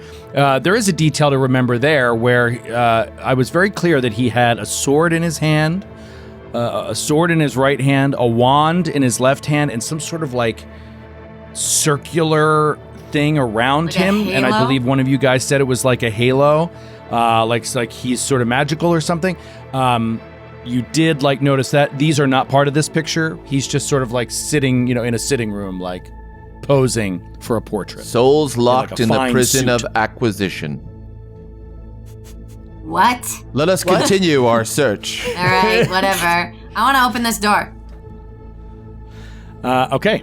Dorinda opens the door to the south. Go ahead and open it. You see a very short hallway, only 10 feet, and then another door. All right, somebody go open that door, please. Hold on. Dorinda, I'll check for traps. Thank you, my hero. Guy, you come up, look into this hallway here, and you see the same exact pressure plate that triggered the spear trap before the other door up top. Son of a bitch. Very good instincts. Son of a bitch. Very good instincts. You hit it this time, and yeah, you see it, and now you see the small hole in the wall where a spear will shoot out. This hallway is trapped. So let me do my disable with my thievery skill. Yes. And Yes. I can disable traps that require a proficiency rank of master in thievery. If I have a master proficiency, you can disable legendary. I have an expert, so I can do one that are master if you have a ranking on this. You can disable master level traps at level 2. That can't be true. I can. Stop it. It's true. Trap Finder, Trap baby. finder, baby. You can disable traps that require a proficiency rank of master in thievery. If you have a master, then you can disable traps that require a legendary one. But I only have expert right now, so I can do the next one up. Wow. Amazing. Oh, that so you're cool? already an expert at level 2? That's amazing. Yeah, isn't that dope? That is so dope. So you want me to roll? You're perfect in a dungeon crawl. You'll get to use that skill all the If time. you see the trap, which earlier you didn't. You know what, You win Jared? some, I you can't lose be some. everyone's man. You win some, you lose some. I'm a man. Well, that's because for... Joe was rolling for her. Oh, that's true. Joe was fucking rolling. That's why. Oh, that's right. I did. I rolled such garbage, but I got you a good one there. So I'll roll my thievery then. So I'm going to disable this. Yeah. That is correct. Yes.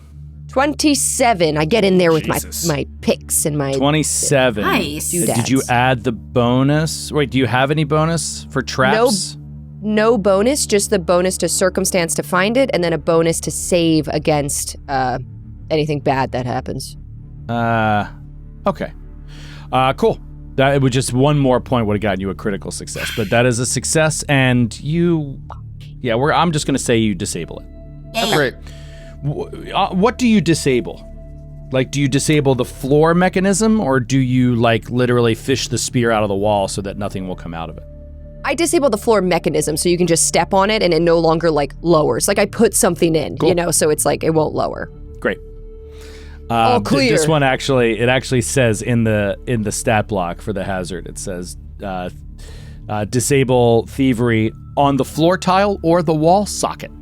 Oh, that's choice. fun. Interesting. All right, so you disable the floor tile. You now step on it, and it will not give any pressure. And there is a door across from you, about 5 feet away, 7 Perfect. feet away. He checks it. He like kind of jumps up and down, turns around, gives a bunch of hand signals, and then I'm going to check the door for traps as well. You don't detect any traps on the door. Okay, +1 circumstance to that, just so we know. Oh yeah. Okay, and he's going to try to open it. Okay, you can click it. Click it. Oh. In this small, dope-ass chamber, Oh, nice. you see a stone coffin Oh, decorated with intricate gold filigree. An inscription on the lid of the coffin reads, "Here lies Victor Krygor, explorer and adventurer, conqueror of the dragon, keeper of the covenant, and master of shadows." It's a real Renaissance man. Keeper of He's the an flame, everyman's man. keeper of the fire. That alludes to the covenant box we found. Master Keeper of of the shadows. holy of the snow covenant. pile. A It master of literally says shadows. Keeper of the covenant. Master of shadows. That is the The pyramid. pyramid. Slayer of the dragon? is there a dragon Has down anybody here? seen a dragon? I did. I didn't say anything. What? Oh, Where did you see a dragon? when? It was giant and red. You guys didn't see that? No, I did not see a dragon. All right. Well, I'm maybe on the going to way enter out. the room. I'll enter as well with Artan. I'm looking around for anything other than the coffin. I don't think I see anything, but is there anything other than the coffin that is of interest? Can I detect magic on this coffin to see if we touch it, will he come alive and try to bite us? You detect magic on the coffin, and you detect the presence of magic. Uh-oh. Hmm. Fellas? What does it Someone mean? needs to do Guy. a recall knowledge arcana on this thing. Guy scanning over the coffin doesn't notice any mundane traps in the coffin. It is emanating magic. There is magic in this room. Is it the same darkness magic that they were sensing before? From the pyramid? Oh, yeah. No, doesn't feel like that. Can I do recall knowledge arcana on it? To see if I can, like, sense what type of spells this could possibly be, or... Let's read Detect Magic. I like doing this every once in a while because last session you did this a bunch and I just sort of hand-waved a bunch of stuff. You send out a pulse that registers the presence of magic. Yes. You receive no information beyond the presence or absence of Correct. magic. You can choose to ignore magic or fool around, blah, blah, blah. You detect illusion magic only if that magic's effect has a lower rank than your detect magic spell. Heightened to level 3, which you'll get at 5th level, you learn the rank or level of the most powerful magical effects as determined by the GM. So right now, your detect magic only gives you the presence This or is a absence of magical magic. coffin. That's all we know. Yes. I didn't say that. There's just the presence of magic is in this is room, around. and you are, as per the spell, ignoring any magic that might be coming Like off my of Guy or friends. Artan. Yeah. Can Yeah, I exactly. look around the room to see is there anything else in this room besides the coffin? Give me your perception bonus. +8. Looking around the room, scanning it, you don't see anything else in here. This seems like a crypt. So it is probably No secret doors or a anything? magical either. No secret doors. Checking the walls, no secret It's doors. either a magical coffin or like he's in there and he's got a magical weapon. Do you know what I mean? Or like a magical ring or something. But can I roll Arcana? Recall knowledge about see if I know about are there magic coffins or I don't Are there magic sure. coffins? are there magic coffins? What is your Arcana bonus? Coffins. +6. You are not aware of But I any also have magical coffins. I also have assurance. My skill feat is assurance on Arcana. So no matter how bad it gets, it's 10 plus. If I that's have not it. assurance, Assurance are is there you magical forego- coffins? Assurance allows you to forego rolling. Wow. I'll tell you behind the screen. I can rolled higher quickly than you count would the get in number of assurance coffins in this room. anyway. And yeah, no, you're not aware of a 1. magical. This man. I'm sure there's magical coffins somewhere. You're not aware of any like specific abilities they would have or anything. Okay. This man took from many people. We must return what he took to restore karma to the universe. I'll do I that. open the coffin. He's gonna open the thing. Yeah, Guy helps Artan. They already had their hands on it and they were kind of like looking at each other as Dorinda was doing her thing and they just like I still have, for push. the record, I still have the scroll of runic weapon in my hand. For the record. I open the You coffin. slide. The stone on top of this like sarcophagus as you push it off and it thuds to the ground and a plume of dust comes up into your face, and as the dust clears out of your blinking eyes, you see a skeleton Skellington. in the coffin. You see what looks like, if it's Victor Krygor, it looks like he was buried in armor that has long rusted, but not rusty at all. Clasped in his two hands, facing down, is a long sword that is in flawless condition. you see engraved into it a crest that you noticed in the background of one of the portraits. Wow. So it's like a family crest. And then you see a rune that is glowing within the weapon. And you were right, Mary Lou. He's buried with a magical weapon. Go ahead and give yourself a bottle cap. Yes! She called You it. were like, it's either a magical coffin or he's buried with a magical weapon. And that's exactly what happened. Who can use longswords? Who can use longswords? I think I Guess can. me. Yeah, all martial weapons. Okay, so you two do rock, My paper, hands scissors. are my weapons. Okay. Obliteron, I feel like you should have it because a longsword is definitely not finesse, and I need finesse to do my cool rogue stuff. Yeah. I will take this magical blade. Do you and use actually pry it out of his skeletal hands? Now that the GM has said that, I am announcing my intention to be the one to wield See this if in there's the a trap future. first. See if there's a trap first. Yeah, now You that don't it's detect open. any traps, guy. Okay. He gives a thumbs up. Grab it. Take it, Obliteron. Just grab take it, this. Obliteron. I Take take this it. sword as one warrior from another warrior, offering my thanks. You pull To out him. this sword, raising its point up toward the ceiling of the room, and it's big, nice big long sword. It feels Big sword for well a big balanced. boy. This is a very good. This is Oh, a he's very doing the good thing weapon. where he's like flipping it and checking the hilt and the balance and everything. And as soon as you touch it, you feel like a small tingle in your hand. Oh. You do a little of those moves to test its balance, Yes. right? To test its weight. The glowing rune seems to like flicker for a moment. Did it? And you think, Obliteron, for a moment that you hear something like a Bless you.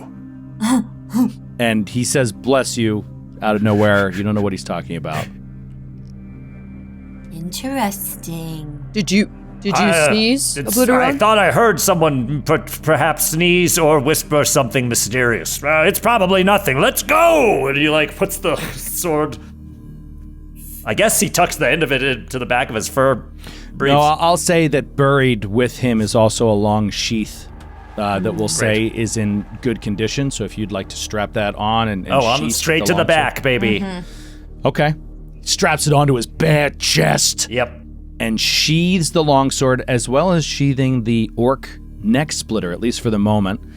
There's nothing else Nothing? that you can see of value in this room. There was no jewelry Not even a on coin, him. not even a No. signet ring. Ugh. Sorry. All right. Fine. Guy also is annoyed. A crypt? This is where all the loot should be. Well, He's like, why are we even down We got here? a clue that there should be a freaking dragon or something somewhere. So there's probably treasure in that room that he got from the dragon. So we just need to go back until we find a door that we haven't explored yet. I mean, is that even? I mean, the only thing I feel like we didn't really get into was the pyramid room, No, right? there was like a everything door. else, No, there was didn't a we? door in the first, in the very first room. There was a door that we didn't go in. Oh. Okay. In the very first room. All right, you guys want to backtrack to the very first room? Yeah, can we go have to, back like- there? Yes. Yeah. I think I You can literally run. have to walk your I can run all the way your back. tokens all the way back. Wait, who's moving my guy? I was moving you, but somebody shut the door and closed Oh, you in the sorry. crypt. Later. Sorry. No. They keep closing the door on you. Sorry. I've collided with walls. Fucking Jesus. People quit. People quit it. I don't I know. love it. Guys, all the way back there already. He sprinted all the way back, dodging around corners Good for Guy. unnecessarily. I'm sorry, I screwed something up. What? There's a small detail. Guy, as you return to the original room you walked in where you slayed the goblins, Yeah. there are no bodies Oh! of the goblins that you slayed. Don't like that. Oh. Don't love that. When Guy sees that, he kind of backs into the hallway a little bit because he like walks in and then he realizes there should be bodies here. And he backs up a little bit kind of into the shadows, waiting to see if he sees. Well, There are goblins beyond that door. There are goblins beyond that door, and they took their friends' bodies. Is that what Or Art the Dan says behind goblins No, were that's what made of Jared shadow. says. They were summoned by the pyramid because they're made of shadow. That's also plausible. That's what I think. Anything's possible. Anything's possible in this topsy-turvy world. I don't even know who I am anymore. Artan. How do I move the map? Like, how do I scroll over? Do you know what I mean? Left. You right click and drag, Right maybe click. 2-finger click and drag. I use 2-finger click and drag, but I don't know what you do on an iPhone 8, Rob. It's a good point. It's a good question. I So think I'll mean. just continue to zoom out until I can barely see anything. And then I'll move. Where'd everyone go? This way? Yeah. We're in the south. No. Yes, yeah. Oh no, I'm in Okay, I'm on the pyramid. Obliteron walks alone into the room with the pyramid. Yeah, I just walked on top of it. I'm sure nothing happens. Let's address that. All right. Yep, you're staring across at this door. Okay. This is the first door to the right when you first walked into this whole dungeon. You never opened. Does it have Where any it is. pictures or anything around it, or? Not this one. Nope, just a plain door. Okay. Plain old door. Artan sneaks up and opens it. Artan sneaks up. No check for traps? I check for traps. Do I find any Joe?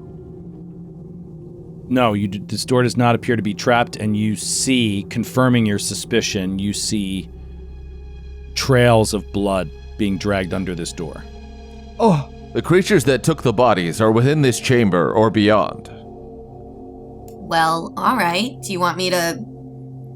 Who wants the scroll of runic weapon? Probably Guy, right?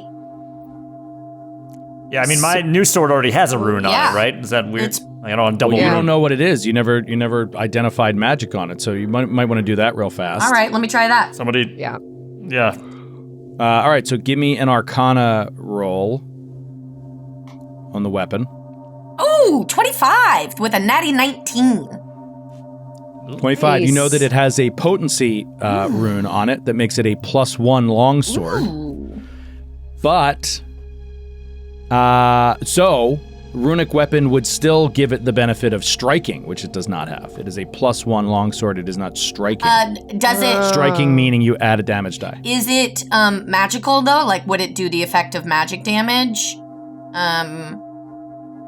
Yes. Instead of just like slashing, or?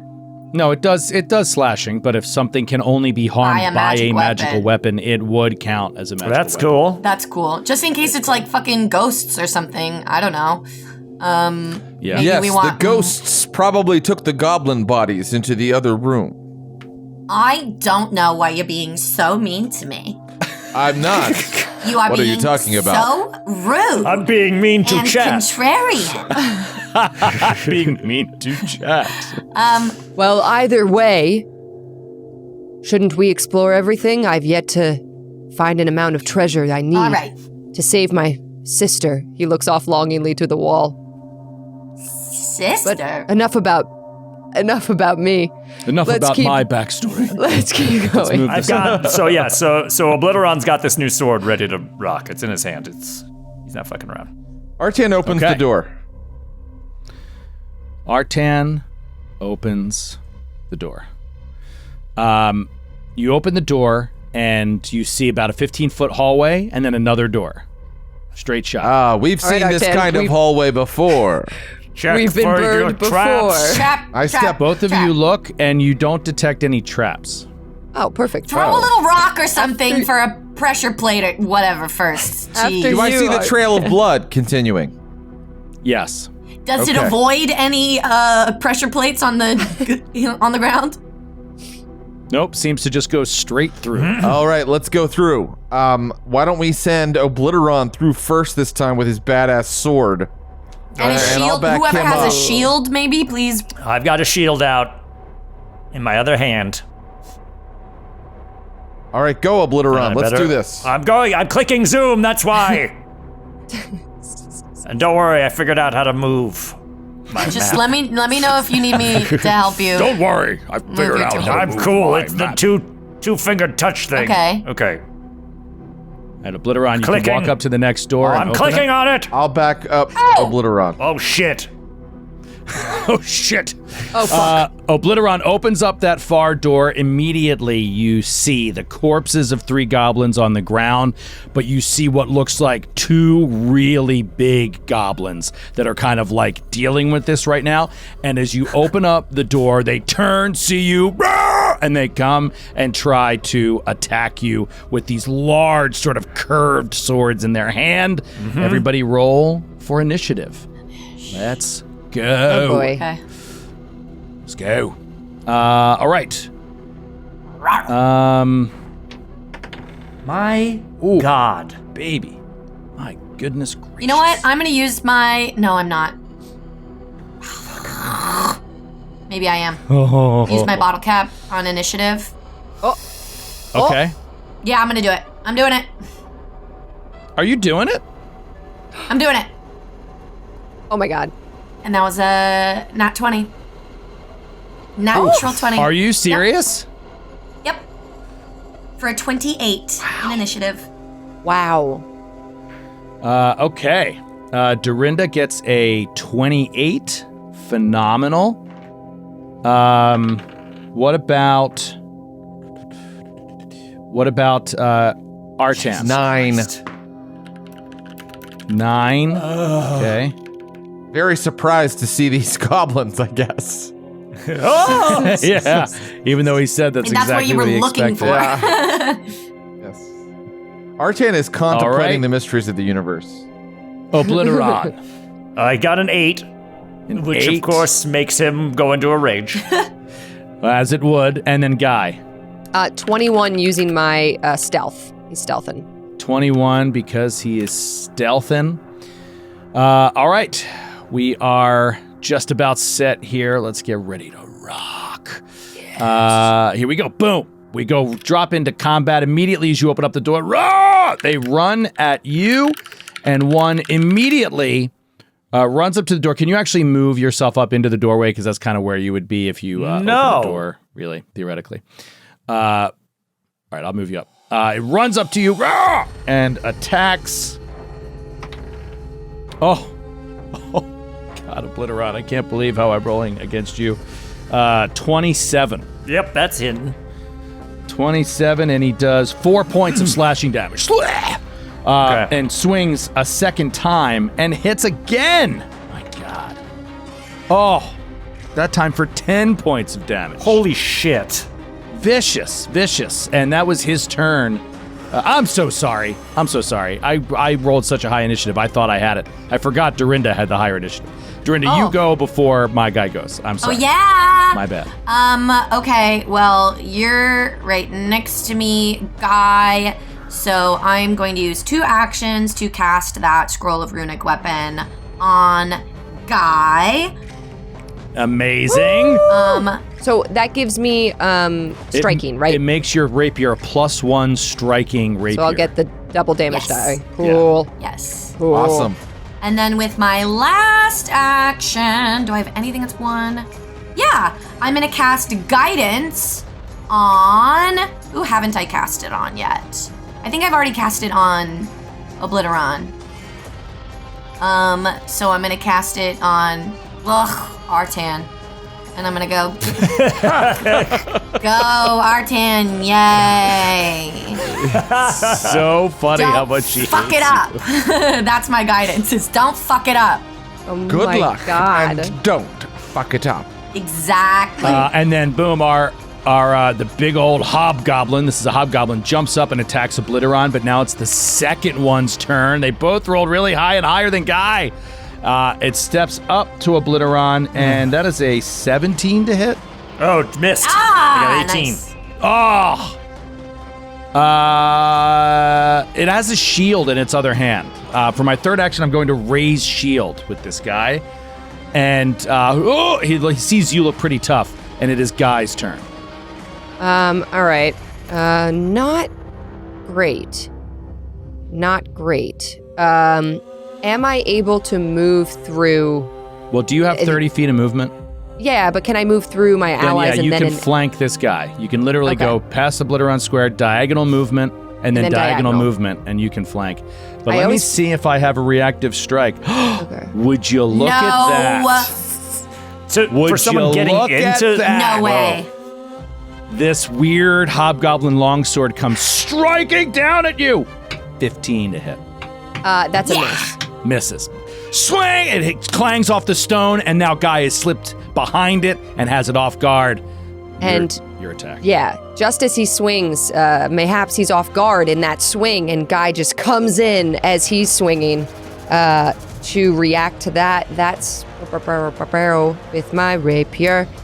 Joe, what is this glowing thing in the room? Oh, okay, sorry. So those of you that can see in the room, down the bottom there appears to be a well of some kind. A small stone circle that raised a little bit off the floor that has water in it, and it's glowing. The water is shimmering and glowing. That is only a 14 to hit. Off guard, that is a hit exactly. Nice. Son of a bee. Go. Okay, so this is awesome. So now this is 2d6 plus my stuff for the rapier, and then I get my sneak attack damage as well. This is so fun. And then you Okay. get 2d6 sneak attack because you feel this shadow energy rolling through you. Oh, Your hell precision yeah. is unmatched right now. This thing is so good for you, and you're ignoring it. How dare you. Okay. Wow. Okay, so 14 just for my rapier, then the 2d6 for my sneak attack. Holy shit. That's crazy. 9 more on top of that. So that's 23 damage. 25. 14 Yes. plus Or- 9. Oh, 23. Sorry. 9? 23. 23. You Mm-hmm. kill it in a single blow. Yeah. Slip behind it and just and it starts Absolutely. spitting up this dark blood. Starts coming out of its mouth. I And it skewer it. collapses. My goodness, Guy. And then he turns to the other one because he has another action. And the other one's that like, was And it has the shield raised, turns it toward you, is terrified. Let's see. No way, not with the map. No. So he misses with the second. Okay, and it is Artan the tiger's turn. All Artan, right. only one combatant left. One hobgoblin went down really fast to a non-crit with Yeah. that runic weapon plus these magically infused energies from the Master of Shadow. It doesn't appear that I can get into flanking, so I'm just going to move to there. You can get into You can flanking. get into With flanking. who? With who? With Obliteron. With me. Obliteron, one step to your right. Oh, or with Obliteron. Yeah, I guess that's Sorry. true. No, the diagonal. One step up. You're right. Thank you. Yeah, That's right. baby. All right. So move there. Form of the pouncing tiger. And here comes my flurry of blows. Let's go. You get Flurry guidance. of blows. You've been guidanced. So I get a +1. Here we go. First attack will be a 19. That is a hit. Nice. Huh? Even with the raised shield, the off guard, it undid the raised shield. Second attack will be a... Well, that's good. 24. That is also a hit, not a crit because of the raised shield. Okay, understood. All right. And then my damage will be... Not bad. 14. 14. That's all together. Very good. Yep, clawing this guy up. He's still up, but you have roughed him up. And it is Obliteron's turn. A little slow to act, Obliteron, but these guys seem to be going down pretty quick to your squad here. Delta Squad. So angry, Obliteron. It's just been hacked by these things. Raises the longsword. Does the +1 from the longsword apply to hit as well, or not? That's just Yeah, the damage. only the to hit. Oh, only to... Okay, great. You start to hear the opening riffs of Judas Priest's Leather Rebel as lightning surges around Obliteron, and he swings. And rolled a natural 20. Yeah! Oh my god! And then he's swinging into this thing. Oh my god. Hell as soon yeah. as you roll, that's amazing, Rob. That is freaking amazing. As soon as you roll a natural 20 with this thing, you come through to strike. Give me some damage. Demologio. I don't have the long sword in front of me. Is that a D8? What is that? A D6? That is, yeah, it's a D8. Oops. Okay. 6. Plus 4. 10. Plus 4 lightning. 14. Doubled. 28. 28. Lightning in the Wow. So cool.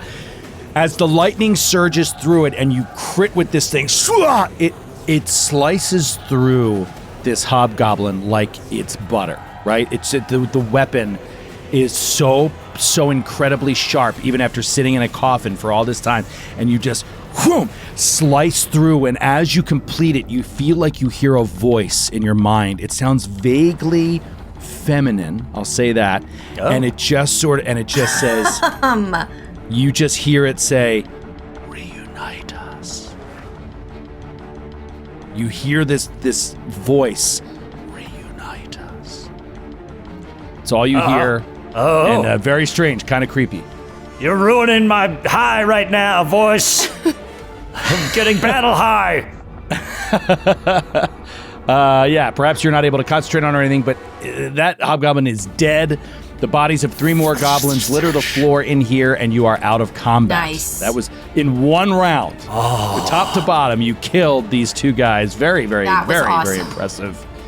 Man, that runic weapon helped. I'll tell you that much. Dude, wow. huge. Yeah. Shit. Well, quick, open the next door, see if there's any more enemies before the minute runs out of the runic weapon.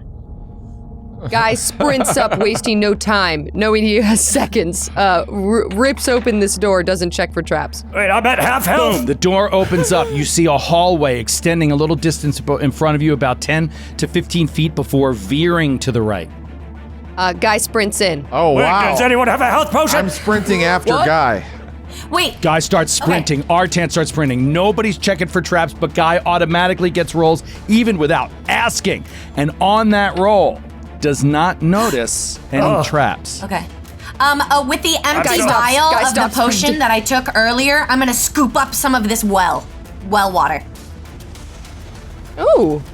You go over to the well. All right, Dorinda goes to the well while everyone else is running up ahead toward... I'm hanging with Dorinda.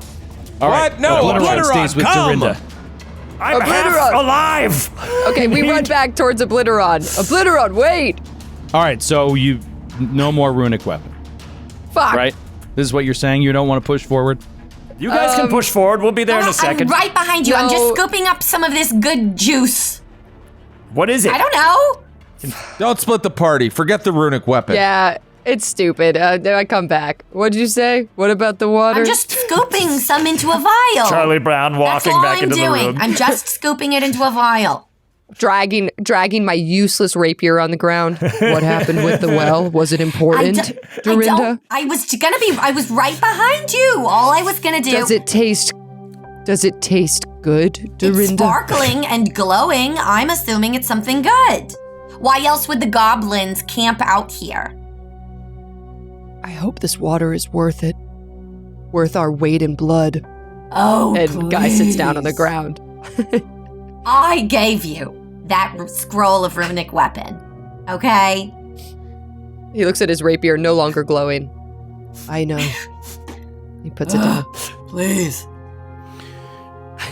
Is it healing water? What is what it? is it? Tell Tell me. me. Now, with a little bit more time to look around the room, you notice that this room also seems to be some sort of a tribute's not really the best word, but I don't really have it on top of my head right now. But this room also seems to be an homage to something.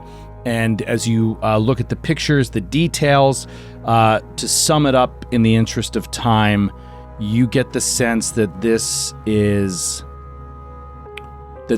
a well, and the well is actually depicted in the drawings on the wall as well. Mm-hmm. This is a well that was in some sacred structure within the deserts east of Kathir in Qadira. And it was found in the nation of Qadira, and the well seems to, based on the writings that you can see on the wall, it sates the thirst of anyone that drinks it for an unnaturally long time. Whoa. Yeah. So How did the he water steal a well? appears pure. What's that? How did he steal a well? Well. He moved a well back to his house? Yeah, so if you want to roll a religion or an arcana, I can explain that to you. I rolled a Natural. 24. From Natural 20. Oh, fuck. wow. Natural 20. Artan, perhaps you've heard of this with other sacred structures, but the process requires a certain degree of consecration at the original location, a dismantling piece by piece, like literally brick by brick of the well, the transportation, again, all part of this ritual, and then the reassembly in another location. It would be a hell of a job that would require several people, including multiple casters. The well, which is not very large, as you can see in this room. It's not a huge well, but the well would count in game terms as 200 bulk, and it has to be transported, reassembled, and reconsecrated, and then any water you put in there gets these It's magical magic. effects. A deplorable Do we violation of karma to let others die of thirst while you put a well into your basement crypt. That is actually such a good point, and we can tell people about it when we return, and they can send other people to dismantle and then reconsecrate it somewhere else. What were they doing with these bodies? Yeah. What were they doing with the goblin bodies, Joe? Does it look The like they answer were? lies beyond. Doesn't seem like you don't notice anything. They're just in this room. Oh, okay. They were going to bring him into the well? Let's examine the hobgoblin bodies. Examine the Yeah. hobgoblin I bodies. wanna look at the I do bodies. want to drink from this well, though. Go Yeah, ahead. I do. I drink it. And I take a vial and I scoop some up into it. Give me a will save. Oh God.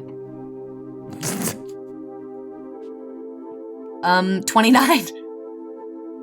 Okay. Natty 19 on You're the all dice right. plus 10. You drink the water. We're in a one shot here, so I can tell you drink the water. It doesn't taste like anything but pure, clear, delicious, refreshing water. That's it. It's good. But I can tell you, out of character, you do not need to drink water for 7 days. Whoa! Awesome! You would be fully hydrated for a week without the need We for water. need that in Cool. Denver. My Like a skin is just like camel. glowing. It's amazing. I'm like perfectly Yeah. hydrated. Yeah. I don't need chapstick. I'm like, Wow. Oh, wow. that's good. That's very good. Yeah, and I put it in a vial. All right. Guy starts moving back down the hallway. follow Oh wait, Guy. we looked at the. We gotta sorry, look at the these hobgoblins. Oh, yeah. The hobgoblin. Is there anything sorry, else yeah. I can tell maybe from these columns up top or around the door? Is there any like friezes, murals, writings, glyphs that can give The a murals hint? told us about the well. The murals Yeah, told but us I'm about looking the to well. the north. Is there anything different to the north? Uh-huh. Are you going all the way? Move your tokens to where you want to be. I can tell you along that hallway, you don't see anything on the walls. Oh, okay. Does anyone have a healing potion? Something I can just take real quick. I do. You want it? Guy throws him his Oh healing yeah, potion. Obliteron is hurt. I have that Don't forget. 1d6 A- elixir of life. I have a 1d8 minor healing potion. I have 2 actually. I'll Take one. it. I'm 20 out of 40 right now. He gives it to Obliteron. I haven't been hit once. I feel so. and he You can also feels- treat wounds in 10 minutes if you want to take 10 minutes. true. Has it been an hour since you last treated Obliteron? I don't know. He did walk all the way Oh, back yeah, to the beginning. we walked all the way through here. Yeah, sure, go ahead. I feel so powerful, Obliteron. All right, Wait, sorry. I'm drinking what? Dorinda, if you want to treat wounds, you can Okay, I'll treat wounds. If you want to take 10 minutes. Yeah. You've lost the runic weapon. Help me. Okay, I did not roll well. I rolled a 10. No. Well, I'm so Failure. big. But you don't hurt him. But it is Thanks. a failure. Sorry, I was distracted. I hand him the 1d8 Okay, healing potion. Okay, I'm going to roll that. go ahead. 5. Okay. I hand him my other 1d8 healing All right, I'll potion. drink that too. A 5. That's pretty all right. good. Okay, 30. I feel drawn to this area. I feel my power grow. He just exits the room. You can't As hear you're him literally anymore. walking there, Guy, you Ew. do feel the power of shadows growing. You feel as if you're slipping into shadow. As you stand right there, you feel like you want to kill somebody. Do I want to kill someone particular? I just feel that feeling. Yeah, you feel the urge to snuff out a flame of light. Like you want that power. Oh. Ooh. He kind of pushes Artan a little bit as he moves ahead of him one step. Stay Even away as from you me. move a step ahead of Artan, that feeling starts to subside a little bit. Oh. Okay. He steps back one step. You murdered Dorinda. Guys, Guy, it is the pyramid. The pyramid is close to you in that corner. Oh Yeah, yeah. it's the pyramid. Keep going. Guy's eyes Go to the next flash. chamber. Keep going. Guy's eyes flash in anger going. as he looks We at have a Artan. half an hour. Let's go. What did you say? handsome you I feel fine again. I feel right. fine again. Jenkins. You get to the next door, and you were looking for symbols, glyphs, etc. Yes. As you get to the next door, this like stone, this one is stone, this stone door, you see engraved on the door in like a full color artwork, a red It's dragon. a freaking dragon. It's a freaking dragon. I told you it was red. No one listened. It's a freaking dragon. Okay. I am. Okay. Sorry, I have an idea. But, right before we open the door, I'm gonna cast a touch spell on someone who needs protection. Someone who has, like, the lowest AC and, I think it's probably Artan. This is so funny. Ugh.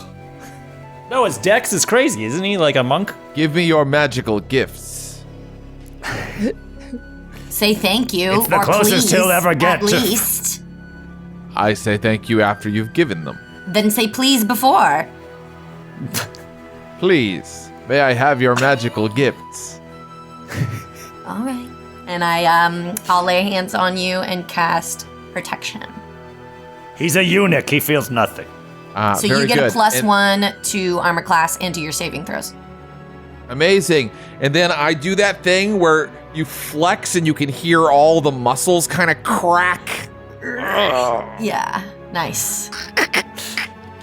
Okay. Like that 20-minute scene in Return of the Dragon where Bruce Lee and Chuck Norris are both stretching for like 5 minutes before the fight, and Uh-huh. it's just lots of like cracking and yeah. Yeah, enter the dragon, but sure. Return of the Dragon is the one with Chuck Norris. Thank you very much. Oh, wow. Is there Thank a you very return much. a return of the dragon? That was the third one he made in Hong Kong with Golden Harvest. Wow. Wow, look at this nerd. I thought Jared was a martial arts nerd. I Rob's guess not. wrong. There's no What? Oh? Uh-oh. Wait. What? What's the third one? Return of the dragon. Busted. Busted. Later. You're right, Rob. Thank you. Wow. If he slayed the dragon, Yeah, it might it's be a an dead undead dragon. We're dragon. good. No, I think it's Yeah. an undead dragon. I You don't thought know. there We'll were see. I don't like ghosts that at in the all. goblin room. Yeah, and there were hobgoblins. Okay. I rolled for you on traps on the door. You do not detect any traps on the door. Cool. Door is safe, everyone. I'll open it. Oh, fuck. Did you just say, oh fuck, from just seeing a table? Yeah. I've got a I've table. never seen... He turns around to Artan, grabs him by the shirt. Have you ever seen a table like this?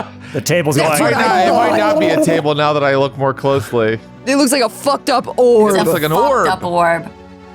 Guy looks across, and in this 30-foot wide, 30-foot, wide, 15-foot deep room, in the back center of it, away from you, just about 15 feet away from you now, you see a red, glowing orb about 5 feet in diameter that is on a pedestal that seems to be made of dragon claws that are holding this red orb. It is emanating a foggy, sort of mystical light and energy all around it. It looks, from Guy's perspective, like something of incredible value. Guy, still checking for traps, and I'm sneaking, walks into the room and would like... Oh, I hear you rolling dice. Would like to... clunk, clunk, clunk. Clunk, clunk, clunk. Would like to approach the orb. What did the thing say about Krygor again? He was the slayer of dragon, the keeper of the covenant. What? Conqueror of the Master dragon, of Master of Shadows. Shadows. Keeper of the covenant. As Guy walks into the room through this hazy red, almost mist-like aura that's around this globe, your footing gets a little bit janked out of whack as you step on something and nearly turn an ankle. You look down at what you stepped on, and it is the completely charred corpse of a goblin. Then you look next to it and you see the charred corpse of another goblin. But then the rest of the room seems to sort of be not invisible, but concealed by this red haze that is around the orb. It's like you're walking in, it's like you're in the city in the clouds, right? Like moving through these reddish, pinkish clouds. Okay. Artan walks into the room behind Guy, and you see, Artan, 2 corpses on the ground of goblins. Burned alive, it looks like. This is the final treasure. The slayer of the dragon. This is the only treasure. As Guy steps carefully now, knowing that he's walking on corpses. Just gotta be respectful. Closer to this orb, trying to see what this is. Like, also thinking, how the fuck am I going to lift this? How am I going to get this out of here? Like, he's trying to think about all these things. As you walk up to it, don't be too taken in with the artwork as it is on the map in terms of how the claws are curled over. I don't really picture it that way. Picture them as kind of curled underneath, like they're holding it up. Lifting it seems like it would be possible with, a few people, maybe. It definitely seems like it would be weighty. But it just appears to be a sphere of some sort of material. You're not sure whether it's stone, glass, something, but as you get closer to it and see inside of it, it also appears to have denser versions of these clouds within it and almost seems to have chemical reactions happening inside of it, like you're looking into a sun, for lack of a better example for the time period. But it looks like it is, filled with energy within it. Can someone recall knowledge on this thing to see how it's going to explode us? Yeah. Yeah, he calls in the group and he's like, I think it's all right. Be careful of the dead bodies. I do not think it's all right. I am definitely going to be careful of the dead bodies. Do not touch that until we have talked this through, please. And I'll recall knowledge. Guy is just holding his hand. I'll roll Arcana. And I'd rather use Assurance, I think. Guy, did you touch it? Did you just touch it? Don't touch it. No. He said he's holding his hand. Holding his hand next For to dramatic tension. Dramatic Do tension. not touch it. tension. Nobody touch it. The desire is there. Just outside the room are Obliteron and Dorinda. Yeah. Nobody touch it. I'd like to use Assurance on this thing. And Assurance for Arcana. what? It just What is your total with Assurance? 16. When you take assurance, you take it with a specific skill, right? Yeah, mine is with Arcana. Oh, wow. That's why I didn't use it on my medicine checks when I was dying of poison. Right. Does your Assurance say that the result, forego rolling for a result of 16? because it's not 10 plus. Oh, no, it 6. says 10 Like, plus it's not- your proficiency bonus. I thought it was the Right, bonus so it in the does not skill. Oh. It doesn't benefit from your intelligence assurance. It just benefits from your proficiency. You might just want to roll for it. So it's probably 14 because you're second level. So you're trained. people in chat are saying the 14. 14. Yeah, 14. Okay. Does it tell me anything? With a 14, you do not know what this thing Okay, is. fine, then I'll roll. What it is capable of.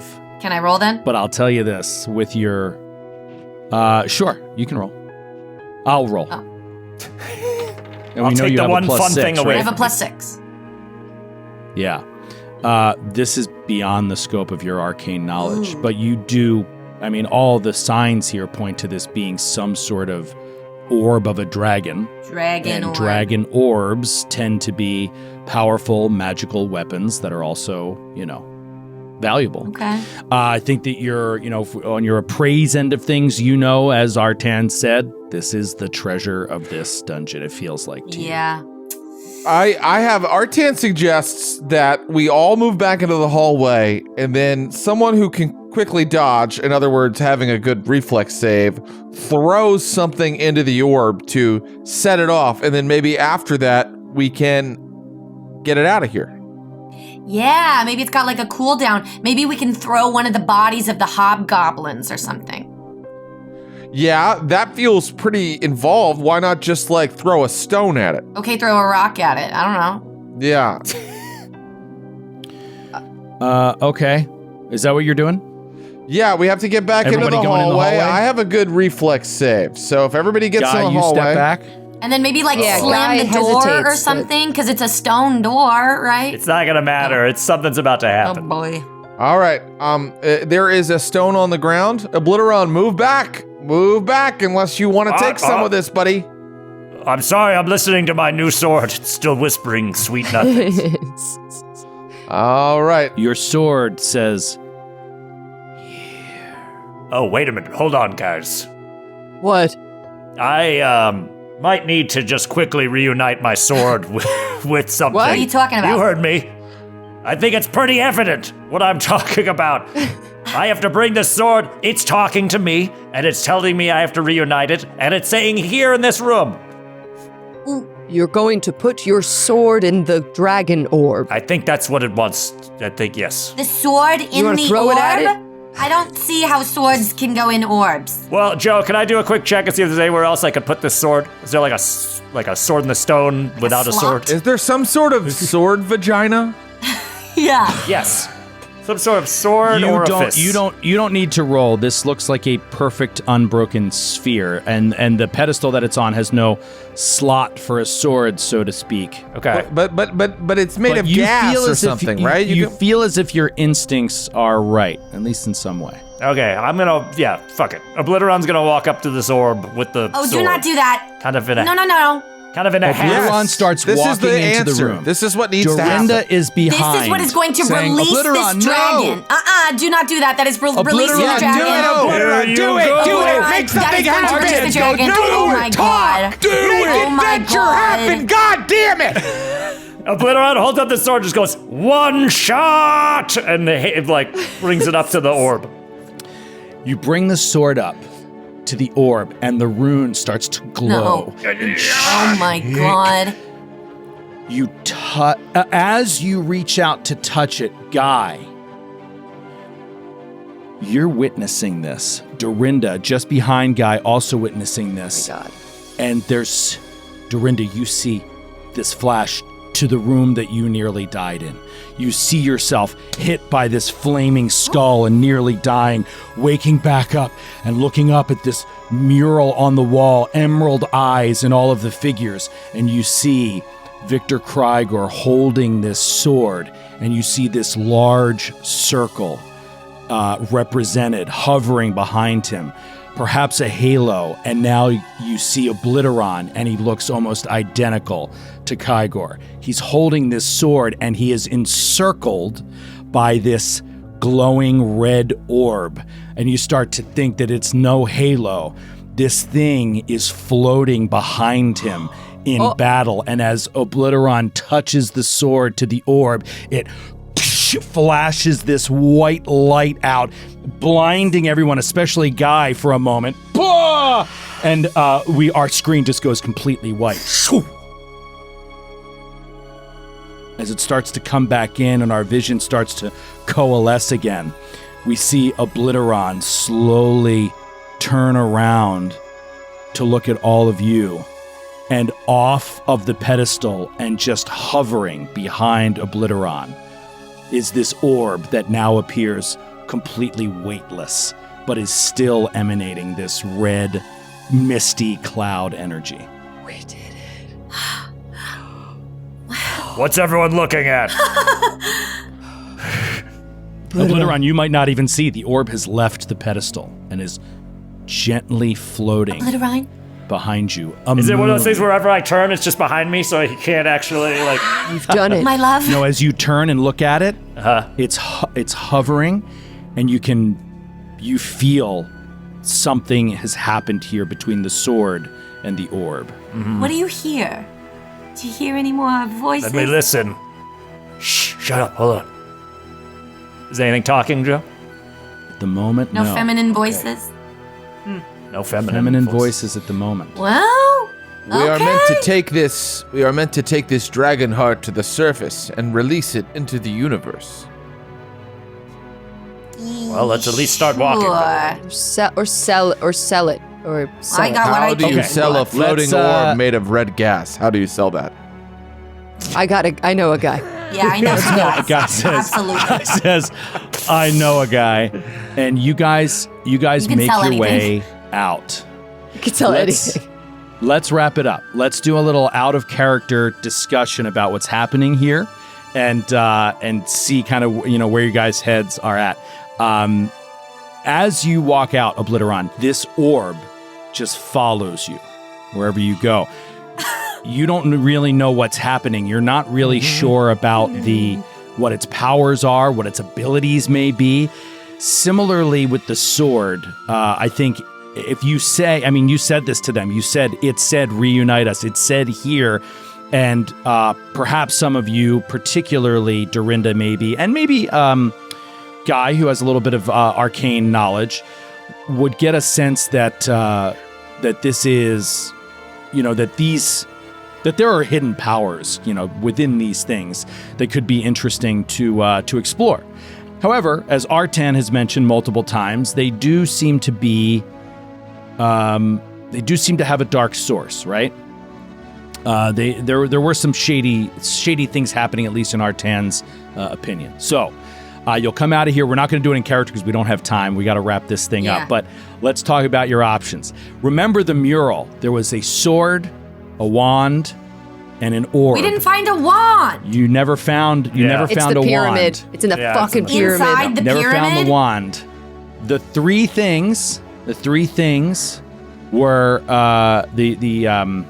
the three things were Keeper of the Covenant. Shit, I forgot something. I'm sorry. I forgot a detail that I really wish I didn't forget. I even said, and you searched the bodies of the hobgoblins, and then because you guys said you wanted to run away, and then I completely forgot. One of the hobgoblins had a signet ring with the crest, the family crest on it. Non-magical, but it was a signet ring. And you think if you had that signet ring, that knight Wouldn't never would have have attacked attacked you. us. There's an example. But it was Slayer of the Dragon, Orb. Master of Shadows. Perhaps this, Pyramid we know wand. that has Pyramid. something to do with the pyramid, and perhaps the sword, and then Keeper of the Covenant. So you think that maybe the wand was in there somewhere, but you did not solve the puzzle, so to speak. We're The unable snow to get it. puzzle? All right, but what you do know as characters is you have some epic. You have survived this dungeon Hell yeah. with some epic relics and artifacts of this famous explorer and his family. The question I put to you now that you have to make in the next 5 minutes is, do you continue on with your adventures together with the sword and the orb, learning more about them as you go, or do you sell them? Because these are very valuable things, along with the portrait. the portraits. I can tell you that if you sold the sword, the orb, and the portraits, you would be able to get 275 gold pieces for the group together. And that would be a huge upgrade. That would also... Oh, and you also level up to 3rd level. Yeah. So you level up to 3rd level, and you have the ability to either sell these items or keep them and not get the gold. The portraits are going to net you around 30 gold, 40 gold total. And these other 2 items are going to make up the rest. We sell the items, and we give the coin that we earn to the poor, the needy, the sick, and the wanting. You are obsessed. You're obsessed. Do you know that? It's I weird. follow the path of virtue. Yeah. You Guy, can do that with your share. Yeah. Guy goes and gets all the portraits. He goes back and grabs them before we exit, and he says, I'd like to sell these portraits. We can split the profits if that's what you'd all like to do. I think the sword and the orb, well, they chose their master, and I have no say in that. Listen, I would love to sell it, but, Obliteron, if it means so much to you, like, you can keep those. I think they make you look really fetching, really stunning. And if you ever want to come visit me... Do you say a fetchling? Do you just call me I a said fetchling? fetching, all right? I Okay. said fetching, Obliteron's stunning. green skin blushes slightly. And, Obliteron, look I got what within I you. Oh came my for. gosh. You know what is right to do. Sell them. Give to the needy. I say we sell them to buy more armor and goods What to would continue our Destru- adventures together. What would Destructress want? I love that idea. Well, I don't know. Are we doing epilogues? 'Cause I got a whole plan for that. Yes. Now is epilogue time. I say we sell them and we take. But I need you to decide out of character if you guys want to sell these items or keep them. Sell 'em. Yeah, Sell sell I'm 'em. down. Sell. Okay. What did I say? 275 gold. 200. 275 gold. Okay, so you mark that down on your sheets. You will find a buyer for these, somebody that is a collector or a historian or a museum, whatever you want. And you can make sure that if you want to sell them to somebody that's not using them for nefarious purposes, that's fine. You can all, yeah. All right, so you sell the sword and the orb and the portraits and the emeralds, and that all sort of weighs out to about 275 gold. Each okay? or together? Together, right? Total. Okay. Total Okay. that you guys. We split also up. got 30 silver. So just to give you some perspective, like that's pretty amazing. That you had a really big haul here, because I mean, I think a potency rune to make your weapon +1 is like 30 gold. Ooh. So you guys are about to get some big upgrades. Nice. We also had 30 silver and a coin purse of 40 gold. Yes. Yes. Is that all we did. included? 18 emeralds I already worth. took that 10. for 18 myself. emeralds worth 15 silver, common sword on fire, 10 gold, pouch of 40 gold pieces, scroll of runic weapon. Oh, yeah. And the signet ring. We each have 68 gold pieces. Thank you for the And math. then some like silver Plus or the something. 10 that we each got from before. So 'Cause we each had 10 gold. our 10 will take his 68 gold pieces, and he will go to the nearest city. And he will go to the poor quarter where there are children who are starving. And he will hand each of them a nice golden coin and walk through the community giving them to the poor and the needy and the hungry. And when he has done this, he will sit in the middle of the street, legs crossed, and raise his face to the sun and feel the universe moving around him as karma is partially restored. Ugh.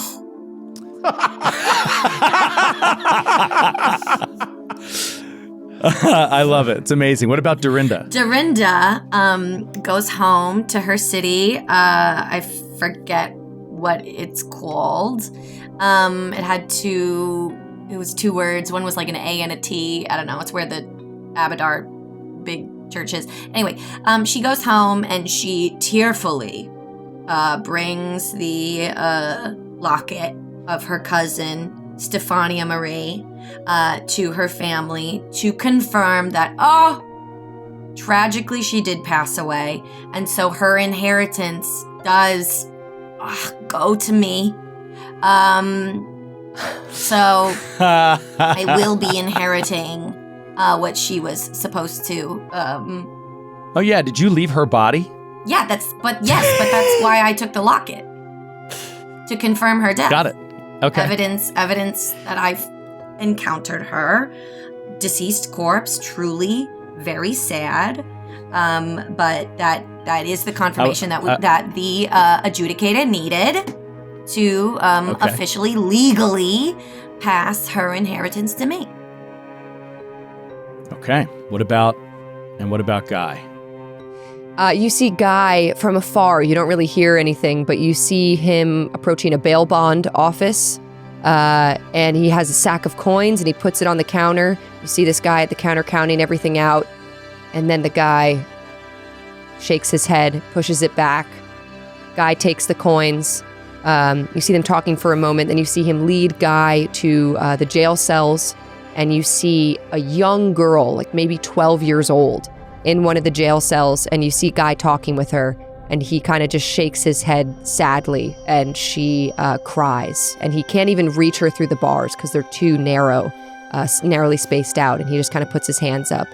And he nods. And then you see him walk off into the shadows of the night. So sad.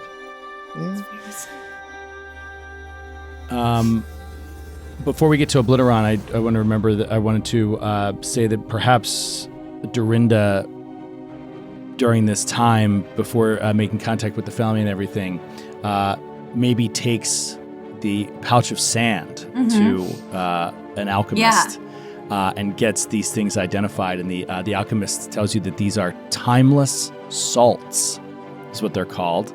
And it's actually not sand, it's salt. And you sprinkle this salt onto an object. Onto an object of up to 40 bulk. So a pretty big object. And if it is living or organic at all, it sort of seals it in time and it will not decay at all for 1 week. So that's what that was. Interesting. Something called timeless salts. Yeah. Oh. So very Bed, kind of Bath & strange Beyond kind of thing that might, you never know when you might need something like that, but there it is. Could have put it on my cousin's body and brought her back, but I didn't feel it. It sounded too stinky. So just took her locket.